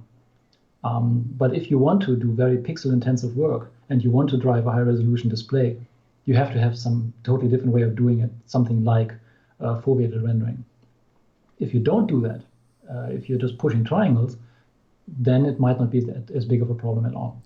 What about if you had a headset that's, say, 2880 by 2880 per eye, but the actual rendering is like 1440 by like half of it, you know what I mean? And so then it's just like almost like it's just like doubling it. So maybe you eliminate screen door. Like some people would say, well, you got this 2880 by 2880 per eye headset, but you're only really using half of it. But yeah, but you're eliminating screen door, which is pretty nice. And that's a very good point. I have been, that's actually a very good point. I want to get into that. I have also been having this discussion about screen door effect. What is it really? And a lot of people misunderstand that when they get exposed to VR, because they hear about screen door effect and they think that low resolution is screen door effect, but it's not. What we have a screen door effect is that you have big pixels and then there are gaps between pixels. You guys know that. The reason why I'm saying it is because mathematically, this is very bad because you have a low frequency signal, you have big pixels, but then it has an interspersed high frequency signal, these very small little black bands. And that makes it very noticeable and very annoying. I hate it. I hate it much more than low resolution, which is why I like the PSVR so much. It has very little of that due to the clever engineering that Sony engineers did. I cannot end to say how great of a job they did with what they were given. So yes, you're making a good point in that normally I would have said, no, don't do that. I would rather have a native 1440 display than driving a 2880 display at 1440 because you get all these artifacts from that. But in this particular case, you're right that you will get the screen door or the lack of screen door from a 2880 display while you get the resolution of a 1440. And that will probably look better than a native 1440 display with the concomitant screen door that is now much more pronounced. So yeah, I hadn't actually thought about it until now, but you're making a good point. We might be seeing that. Okay. Because screen door effect is a lot more annoying than it should be because of this discrepancy between the low resolution image signal and then these high resolution spikes that come in. Yeah. Speaking of the Sony PlayStation VR, like you like what they did there, but one of the trade-offs, like one of the things I've noticed about PlayStation VR is you really have to like move it just a little, you got to find the sweet spot. Like I feel like the sweet spot is a bit smaller. Like there's just so many factors, huh? There's so many factors. Absolutely. And this is an interesting point. It's really the trade-off between different lens systems. And there's one large camp of people who just complain about the effects from Fresnel lenses, like God rays and the rings that you see. And yeah, those are obnoxious. But on the other hand, you don't get that with the kind of glass lenses that are in PSVR, or that used to be in the Rift DK2, or that used to be in Gear VR. But then they come with their own problems. That yeah, they have a much smaller sweet spot. They are heavier, which probably is not that big of a deal, but trade-offs everywhere. Yeah. Lenses are hard, and I think there's a lot of development that's going on in the world of lenses that is currently not happening yet in VR headsets because hasn't left the laboratory essentially. But there's some really exciting work with metamaterials going on that I think once they reach the stage where they can actually produce those things for a reasonable cost, that we're going to see some real improvement from that. And maybe that's going to happen soon. Maybe that's going to happen not so soon. Like I said, I think in the long run, we are going to see diffractive holographic displays or some other form of doing the same thing, in which case there won't be a lens, period. But until then, I think there's going to be some impact from these new stuff, from these completely crazy science fiction sounding new things that they're developing in the labs based on nanotechnology. Unfortunately, none of that, I think, is really ready for prime time yet. Yeah. You mentioned God rays and you mentioned glare. And I instantly thought, I thought of my Valve Index because like everybody loves the Valve Index. And I love it too. It's my favorite headset of the headsets I do have. However, I notice a lot of glare. It depends on the experience. Like there's certain experiences, there's no glare at all. And then some experiences is like, whoa, the glare. It's like, because it's like the bottom, it kind of like rolls around the periphery basically. But other people don't have any problem with glare at all. And they're like, oh, this is so much better than the God rays of CV1. Where for me, like there was a game that recently came out. It's called The Walking Dead Saints and Sinners. It was a really, really popular game in January. And it has like lots of overcast skies and just the way the game is, really bad glare. So I went back to my Oculus CV1 and actually played the game on that. And even though I had God rays, I felt like I could deal with the God rays more than I could deal with glare. The question I have is this related to like my 70-71 IPD? Like maybe the glare hits me more because my eyes are out a little bit more around that periphery where the glare is flaring up? Or could it be like cheekbones, nose, like facial structure? Because it just seems like I'm really bothered by glare, but almost nobody else is. Yes, I think yes. So the glare that you get from Fresnel lenses, the rings, these very obvious bright rings that you get when there's a bright light source in there, their position and their intensity depends very much on how far away your eye's optical center is from the lens's optical axis, like we discussed earlier when we talked about calibration and IPD and so forth. Um, so when you're exactly on the center of it, it is nicely concentric rings, and they're also sort of minimal in intensity. That's actually when I do the optical measurements of headsets, like you measure the field of view and resolution with my little camera rig. It's not easy to find where the center of the lens is because it's not necessarily a circle. There's a piece cut out and what have you. So the way that I do it in headsets that have Fresnel lenses, I position the camera so that the Fresnel rings are all perfectly concentric and at minimal intensity. That's when I know that my camera is on the optical center of the lens. So the point is that yes, if you are off center because of your IPD and you're outside the range of adjustment of the headset, you're going to see more glare than someone who is exactly on the axis. And I think the other thing is that just the difference between how tolerable you find Fresnel rings versus, and I'm going to say the word because it's so fun to say, crepuscular rays, which is the technical term for God rays. It's just a matter of taste, I think. And for me personally, when I tried the Oculus Rift CV1 for the first time and I put it on, and I couldn't believe how bad it was. It just really threw me off. And at the time, did I already have the Vive DK1 at the time? Yes, I think I did. So I already was used to the Fresnel glare, and I kind of accepted it. And for me, I'm within adjustment range, so I could minimize it. But when I put the thing on for the first time, I thought we had a bad unit. And then I started looking into it more, and then I realized that's just the way it is. But it bothered me much more than the Fresnel rings ever did. But I think that's really just a matter of taste, and it could just as easily go the other way. Interesting, yeah. Uh, It's but in short, it will affect you more because you're outside adjustment range. That's for sure. yeah. One thing I've noticed is like, so I originally had a Vive, and one of the things I did with my Vive is I used my own, I made my own facial gasket, basically, like really super thin foam, so that almost practically like no foam at all, practically, to really get up in there.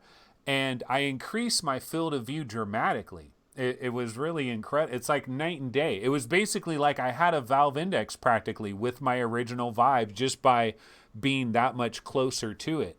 But what I did notice is I would see the concentric rings, like you really, really, really see them. Now, when I have a Valve Index, I don't really see those rings, but I still notice the glare. Like I don't really see the rings. It's obvious, it's so incredibly obvious in a regular HTC Vive, but in a Valve Index, I don't see the rings, but I do notice all the glare that like floats around the outside edges. Yeah, so now I'm handicapped by the fact that I've never actually tried a Valve Oh Index. my goodness. Yeah, I know. One of my postdocs got one last week, but he's in lockdown just as I am, so I haven't been able to test it. So I can't really speak to that for certain. Um, but this might. It's okay. It's No, I it's would have not. to really try it. Yeah. I would really have to try it to weigh in on that. I can't say what exactly they did with the optics in that one because they also made a lot of other changes. Just the difference between. So the thing is that these artifacts are most objectionable in extremely high contrast scenes, like black on white, or rather white on black. And the thing is, in an OLED display like the Vive, you have infinite contrast ratio. Whereas in the Index with its LCD displays, you have a limited contrast ratio, and I do not know what it is, but it is probably somewhere between 1 to 100 to 1 to 1000. And so that just might make the one part of the artifact less obvious and make another part of the artifact now come to the foreground, so you see more of that. And I'm totally speculating at this point because I really would have to try. Yeah. No, I hear you. Well, Oliver, we have been going for 2 hours. I don't know if you're pretty Yikes! tired now, or there was one. Oh, that's all. There is one more question I would like to ask you if you got like another 10 minutes. Yeah, Okay, sure. okay. So this is the last question I'll pose to you. So I noticed in your videos here, let me bring up one of your videos. You have life-size 3D video avatars. So here's the Hmm. video. You're standing up, and then you have a life-size version of yourself, a 3D avatar that you made.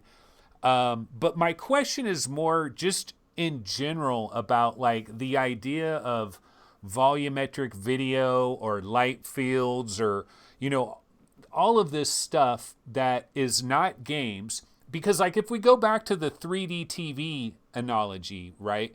When 3D TVs came out, we had video games that were in 3D, like PlayStation 3 video games and some of the PC video games. You could play them in stereoscopic 3D. But the other thing they were doing back at that 3D TV time is they were filming like the FIFA World Cup was in 3D. Some of the games, or an NBA game was in 3D. And so now that VR is, now that we have this modern era of VR, we see 180 videos, 360 videos, but they're very disappointing. Like they're not really impressing anybody, right?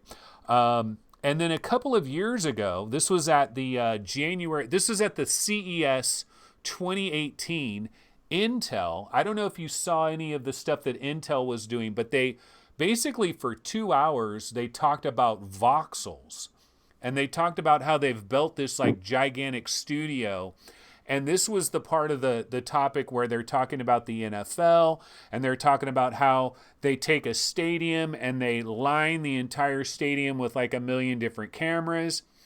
And so the cameras are capturing the action, and then that's fed into a computer and like with, I don't know, neural networks, whatever, that basically they stitch it all together and then they make individual voxels so that it's like a 3D video that you could go inside of and walk around. I mean, we've heard about this stuff, volumetric video, light fields, but none of this stuff, we've never seen any of it. I know there's a light field demo that is on Steam that you can download. I believe it was like Google. There's a little light field demo you can try, but I don't, like, is that real light fields? Like, what is the bottleneck for, like here's an example. Okay, so Intel, this was created in their studio, their special sound stage that they spent millions upon millions of dollars. They created this little Wild West scene where you could, and they talk about it in the CES 2018 presentation that they did. They said that you could pause this and you could stand right next to the horse and then you could walk over to the saloon. So it's like this video is like happening all around you. But we haven't seen demos of this. Is it because it would be like 500 gigs or something and they're just not, no one's going to download that, like 500 gigs for like 10 seconds? Like, what do we need? Is it like built-in 5G modems or something? Or there's like some missing piece here, right? Yeah. So one thing is that volumetric video is really impressive. I mean, I have been dabbling with it for more than 10 years now. And this is why I got interested in the Kinect in the first place, because it was one way of cheaply recording something that is a good approximation of volumetric video, which is why, this is how you showed the videos now, which is how those 3D avatars were made. And the issue is that it is just really hard doing it at every single step of the way. From the capture, there's a reason why Intel spent, I'm just hopefully not re-quoting your number wrongly, $1 million on building the studio, because that's what it takes. And which is why they're talking about having thousands of cameras in an NFL stadium to record a game like that, because that's what it takes. And the computing power to then take all those images and convert them into a 3D representation that you can show in VR as a 6 degree of freedom video where you can walk around is immense. It is just some really gnarly math that goes on there for every single frame. And then, of course, this representation is then very difficult to stream because it is very hard to compress. Compressing video is fairly straightforward because you have a nice 2D arrangement of things, and we know how we can deal with that. We have the strong mathematical framework to do that. We have discrete cosine transform, for MPEG video or for JPEG images. We have wavelet transform, which does a bit of a better job and all of that. But all of these things rely on the fact that all the pixels we are seeing are in a nice rectangular grid. And the moment you have a 3D arrangement of voxels, you don't have that anymore. And so suddenly all these very powerful mathematical frameworks that allow us to understand and implement compression go out the window. And so that is now a real fundamental issue of doing this correctly, which is why I can't tell you exactly the numbers that Intel quoted, but if it's at any reasonable resolution, this way Wild West scene, to the point where you can go up to the horse and see more than just a big brown blob, it's going to take an insane amount of storage space and transmission bandwidth, because it is just so much data. So there's a lot of work that has to be done in getting this going, in the sense of we have to figure out how to compress this. We have to develop a whole new math to compress this. We have to figure out how to stream only the parts that you're currently looking at, which is a benefit in VR because we know what the user is looking at, since we have head tracking anyway. So now you have to figure it out in low enough latency that you can only stream exactly what the user is seeing and not all the other stuff. We have to do it at multiple resolutions, where you stream the stuff that you're directly looking at full resolution and everything else is reduced. So we have to store everything in multiple resolutions. These are all extremely hard problems. But it's going to be such a huge deal when this becomes, maybe at some point when this becomes feasible, because once you experience it, it is just, it's like being It's like there. the next television, basically. Like this is this goes way beyond that. This is audience participation, live 3D theater. Just, it has production values. This is a whole new form. I think this is a whole new medium of entertainment, and that is not really a movie. It's not really a stage play. People try to think about volumetric video and using the language and the understanding of movies, but it is not really a movie. I put it much more akin to a theater performance, but we are getting into the weeds. The technical issues are that it's really, really hard at every single step of the way. And what I've been doing with it has been really extremely simplified in order to just make it manageable. So you have a video up again, and this avatar that you're looking at was filmed with only 3 cameras. From 3 points of view, the reason being that you want to have a rather seamless, if it was only 1 camera, the whole back half of me would be missing, obviously, because a camera can only record what it sees. And so I used 3 cameras to get an all-around view, but there's still a lot of shadowing. If I hold my arm in front of my body, there's a hole in my body because my arm is in front. You can see that actually. Yeah. So all of these things are acceptable in the context of what we're trying to do here. And these avatars have been really useful. But you wouldn't want to watch a blockbuster movie like this. You wouldn't accept that. And so in order to solve this problem, people have to work really hard on making it essentially perfect before you want to roll it out. Most people would not be willing to accept the kind of artifacts that you're seeing here, that when we are using it in the context it's meant to do for teleconferencing or remote collaboration, it's perfectly acceptable. You won't even notice it at some point, but it's still definitely there. So for me, it was easy to do this. But for the kind of thing that it would take to transmit an NFL game to the point where you in a VR headset can run along the quarterback, and I don't actually know football, so I hope what I'm saying makes sense, where you can run along the quarterback and see the ball being passed, that is an insane amount of effort and bandwidth and storage space and computing power that we are just currently not there, which is why we haven't seen very much of it. But it is an incredibly intriguing technology that I don't know when it's going to become reality, but can't come soon enough, to be honest. Yeah, well, I mean, because Intel must have some kind of plan, because they wouldn't spend like ridiculous sums of money building this gigantic studio that they built if they didn't believe that this was coming. Like this was 2018, actually. This was their 2018, and that one guy is wearing a CV1, and he's like, yeah, I'm looking at, I can see the exact view that Tom Brady sees when he throws the ball.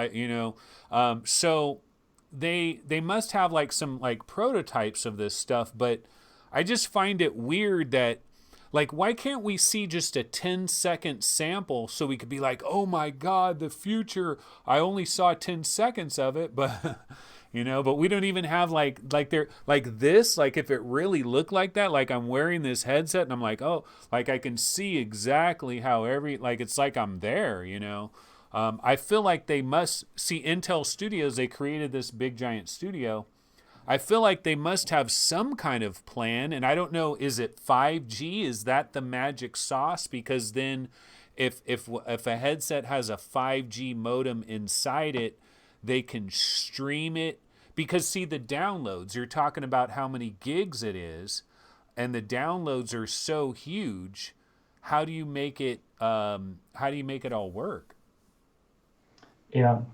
So to the point of why is Intel doing this now, they might not necessarily have an actual roadmap or a product in mind. I mean, this is just essentially showing off, and someone like Intel can afford building $1 million studio just to show off. I would totally not put it past them because they're also working in the space. They have the whole RealSense line. They're making a big effort in visual computing and all of that. So this would be a way of really raising their profile in that and really making people excited about it. It could just be a PR stunt, let's be honest here. And that is probably also the reason why you didn't see a snapshot from what it actually looks like inside the headset, because then you would be seeing all those artifacts that you're not seeing in this very carefully curated video. That's a skeptic in me speaking who has done this kind of thing before. I am much more comfortable about showing the artifact and the problems than it would be on point for this particular purpose Intel is going for here. Like I said, it's a very hard problem, and they most definitely have a prototype, but it's going to be a prototype. People will focus on, if you show it what it actually looks like, they'll be like, oh, this is bad. So this way, it's much better to just give the taste of this is what it could be like and feed the imagination as opposed to showing what they actually have. Because what they're promising there, I mean, this here is probably the thing that they really have, this Wild West thing. But again, the question is, we're seeing it from fairly far away. What is the actual resolution? We don't know. My point being is they might very well have a prototype, but they might not necessarily have a roadmap when they want to turn it into a product.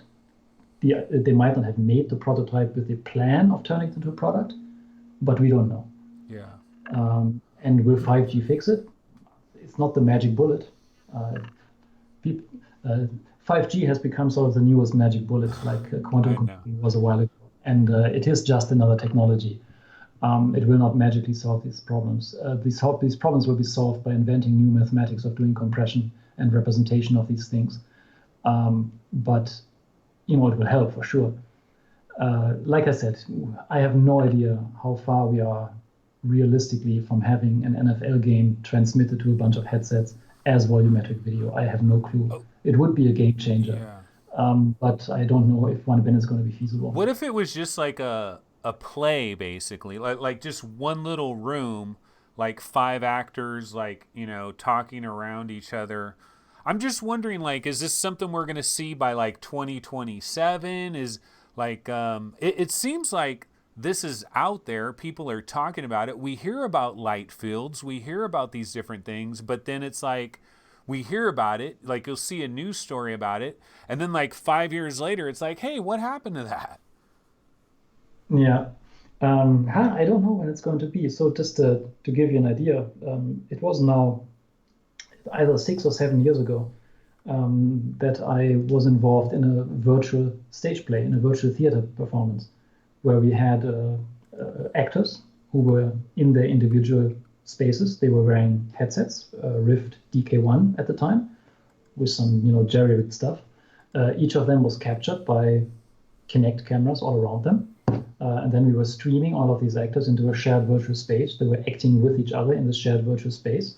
And then the audience would observe that, because we couldn't give the audience headsets at the time, wasn't feasible, was just observing it on a giant screen. So we just showed a regular 3D projected rendering of this on a big screen so the audience could see it.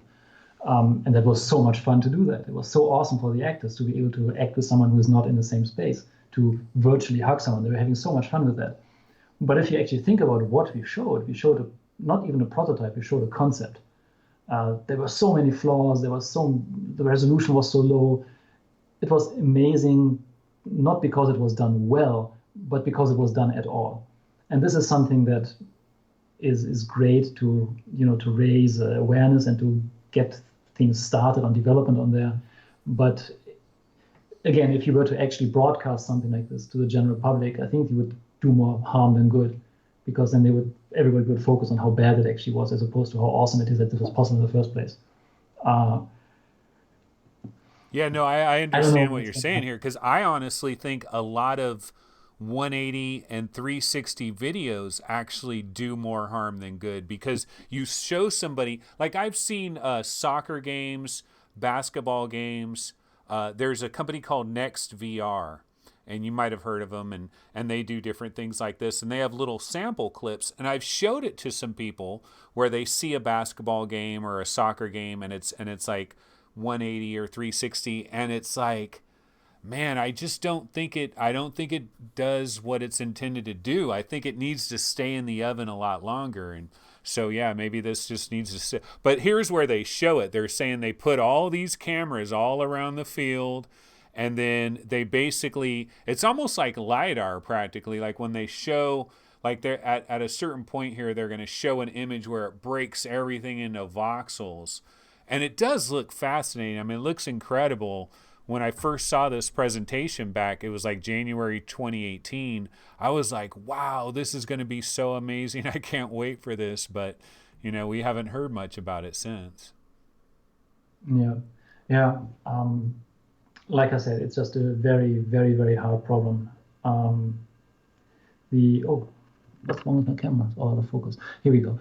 I hope we're going to see it soon, but it's just a matter of how much can you show. Now, to your point about panoramic video, be it 180, be it 360, be it mono, be it stereo, I'm not a fan at all, because you can't move around. There's just severe artifacts. The moment you tilt your head, everything breaks down. It's just the problems of 3D movies writ large. I don't like them at all, but I understand that it's something that's very popular, but it's just, I don't think it's what's going to make. It doesn't show off the capabilities of virtual reality. If that's the only thing you experience of virtual reality, you haven't experienced virtual reality, period. And I think that is potentially a problem because some people think that's all VR is, watching a panoramic video, and that's just not true at all. I mean, I'm preaching to the choir here, but I think that, these things might have done more harm than good in the long run. I'm still a bit on the fence on whether Google Cardboard did more harm than good in the long run, but I'm reserving my opinion on that one. Yeah, it's they call poisoning the well, is kind of what they refer to it. And I mean, the good news is VR has survived. It's had some rough moments here, but it looks like it's going to, well, I mean, just like you said, you believe it's pretty much unstoppable. I believe it's pretty much unstoppable.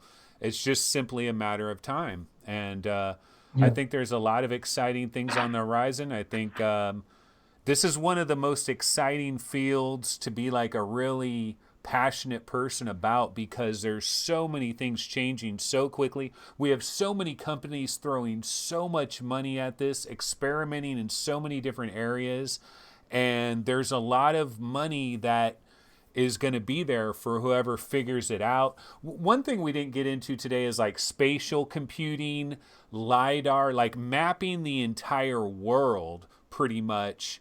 And then AR, walking around with your little AR goggles and having things like appear on sides of buildings. I mean, all of that's coming. Companies are working on it, but we're out of time here. It's been over 2 hours. Yeah. I got to let you go, but I definitely appreciate you coming on here. This was awesome. It was really incredible. I'm sure that the audience, people that are watching this now and people that'll see it later, really appreciate it. Thanks so much for taking the time, Oliver. I mean, incredible. You're welcome. It was fun. I just want to say one thing to close, because you brought up LiDAR and scanning the entire world. And I gave a talk at Google a couple of years ago, and I made this program called LiDAR View. You showed a little clip of it earlier, which is meant to look at gigantic 3D point clouds, typically constructed from LiDAR or photogrammetry. And so I talked about LiDAR View at Google because it's a way of compressing these giant data and representing them in a way that you can actually draw a point cloud of 10 billion or 20, 30 billion points in real time in a headset. And so when I was at Google, they asked me, so how many hard drives would it take to store the data from scanning the entire world at 1 centimeter resolution? And so we did the math. And then later on, I realized they were dead serious. They weren't just asking an academic question. They were actually asking, how many hard drives do we have to buy?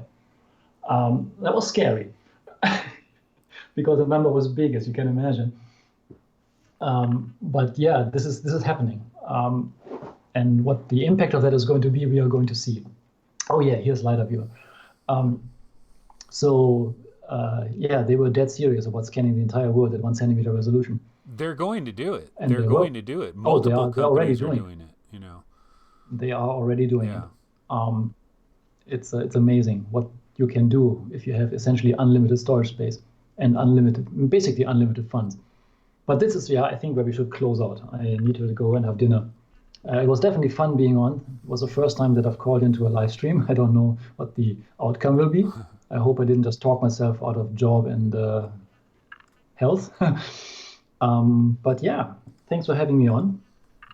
And I wish you would have been able to come to my lab. I could have shown you what we're actually doing in person, but due to the situation and the lockdown, it was just not possible. Maybe we can do it at some later point. Yeah. That's the main, like one of the main reasons I got a hold of you is because I like, oh, he's UC Davis. That's like 25 minutes, 20 minutes away, and a live interview, like if we're both in the same spot, is kind of a treat for people because almost every interview is like this where it's on Skype or something. And so live interview would be enjoyable to do. And I would love to check out what you got going on there at the lab and all the equipment and stuff that you're working on. And absolutely. So maybe we could do this again. Like there's so many questions we didn't get into, but I definitely appreciate you coming on and hopefully everything will work out. All right. But yeah, that'll pretty much go ahead and do it for this particular show. So I'll just go ahead and do my outro real quick. So thanks everybody for watching today's episode of VR365. I will be back this Sunday. I will be on Twitch, 11:30 a.m. I'll be talking about Half-Life Alyx, which, that's the big thing that's going on in our world in the entertainment aspect. And so we'll definitely talk about that on Sunday. So be sure to tune in for that. Thanks again to Oliver for his time. Super appreciate it. Incredible show. Thanks so much. And we'll go ahead and see you guys next time. So thanks so much, everybody. We'll see you. Bye. Bye-bye.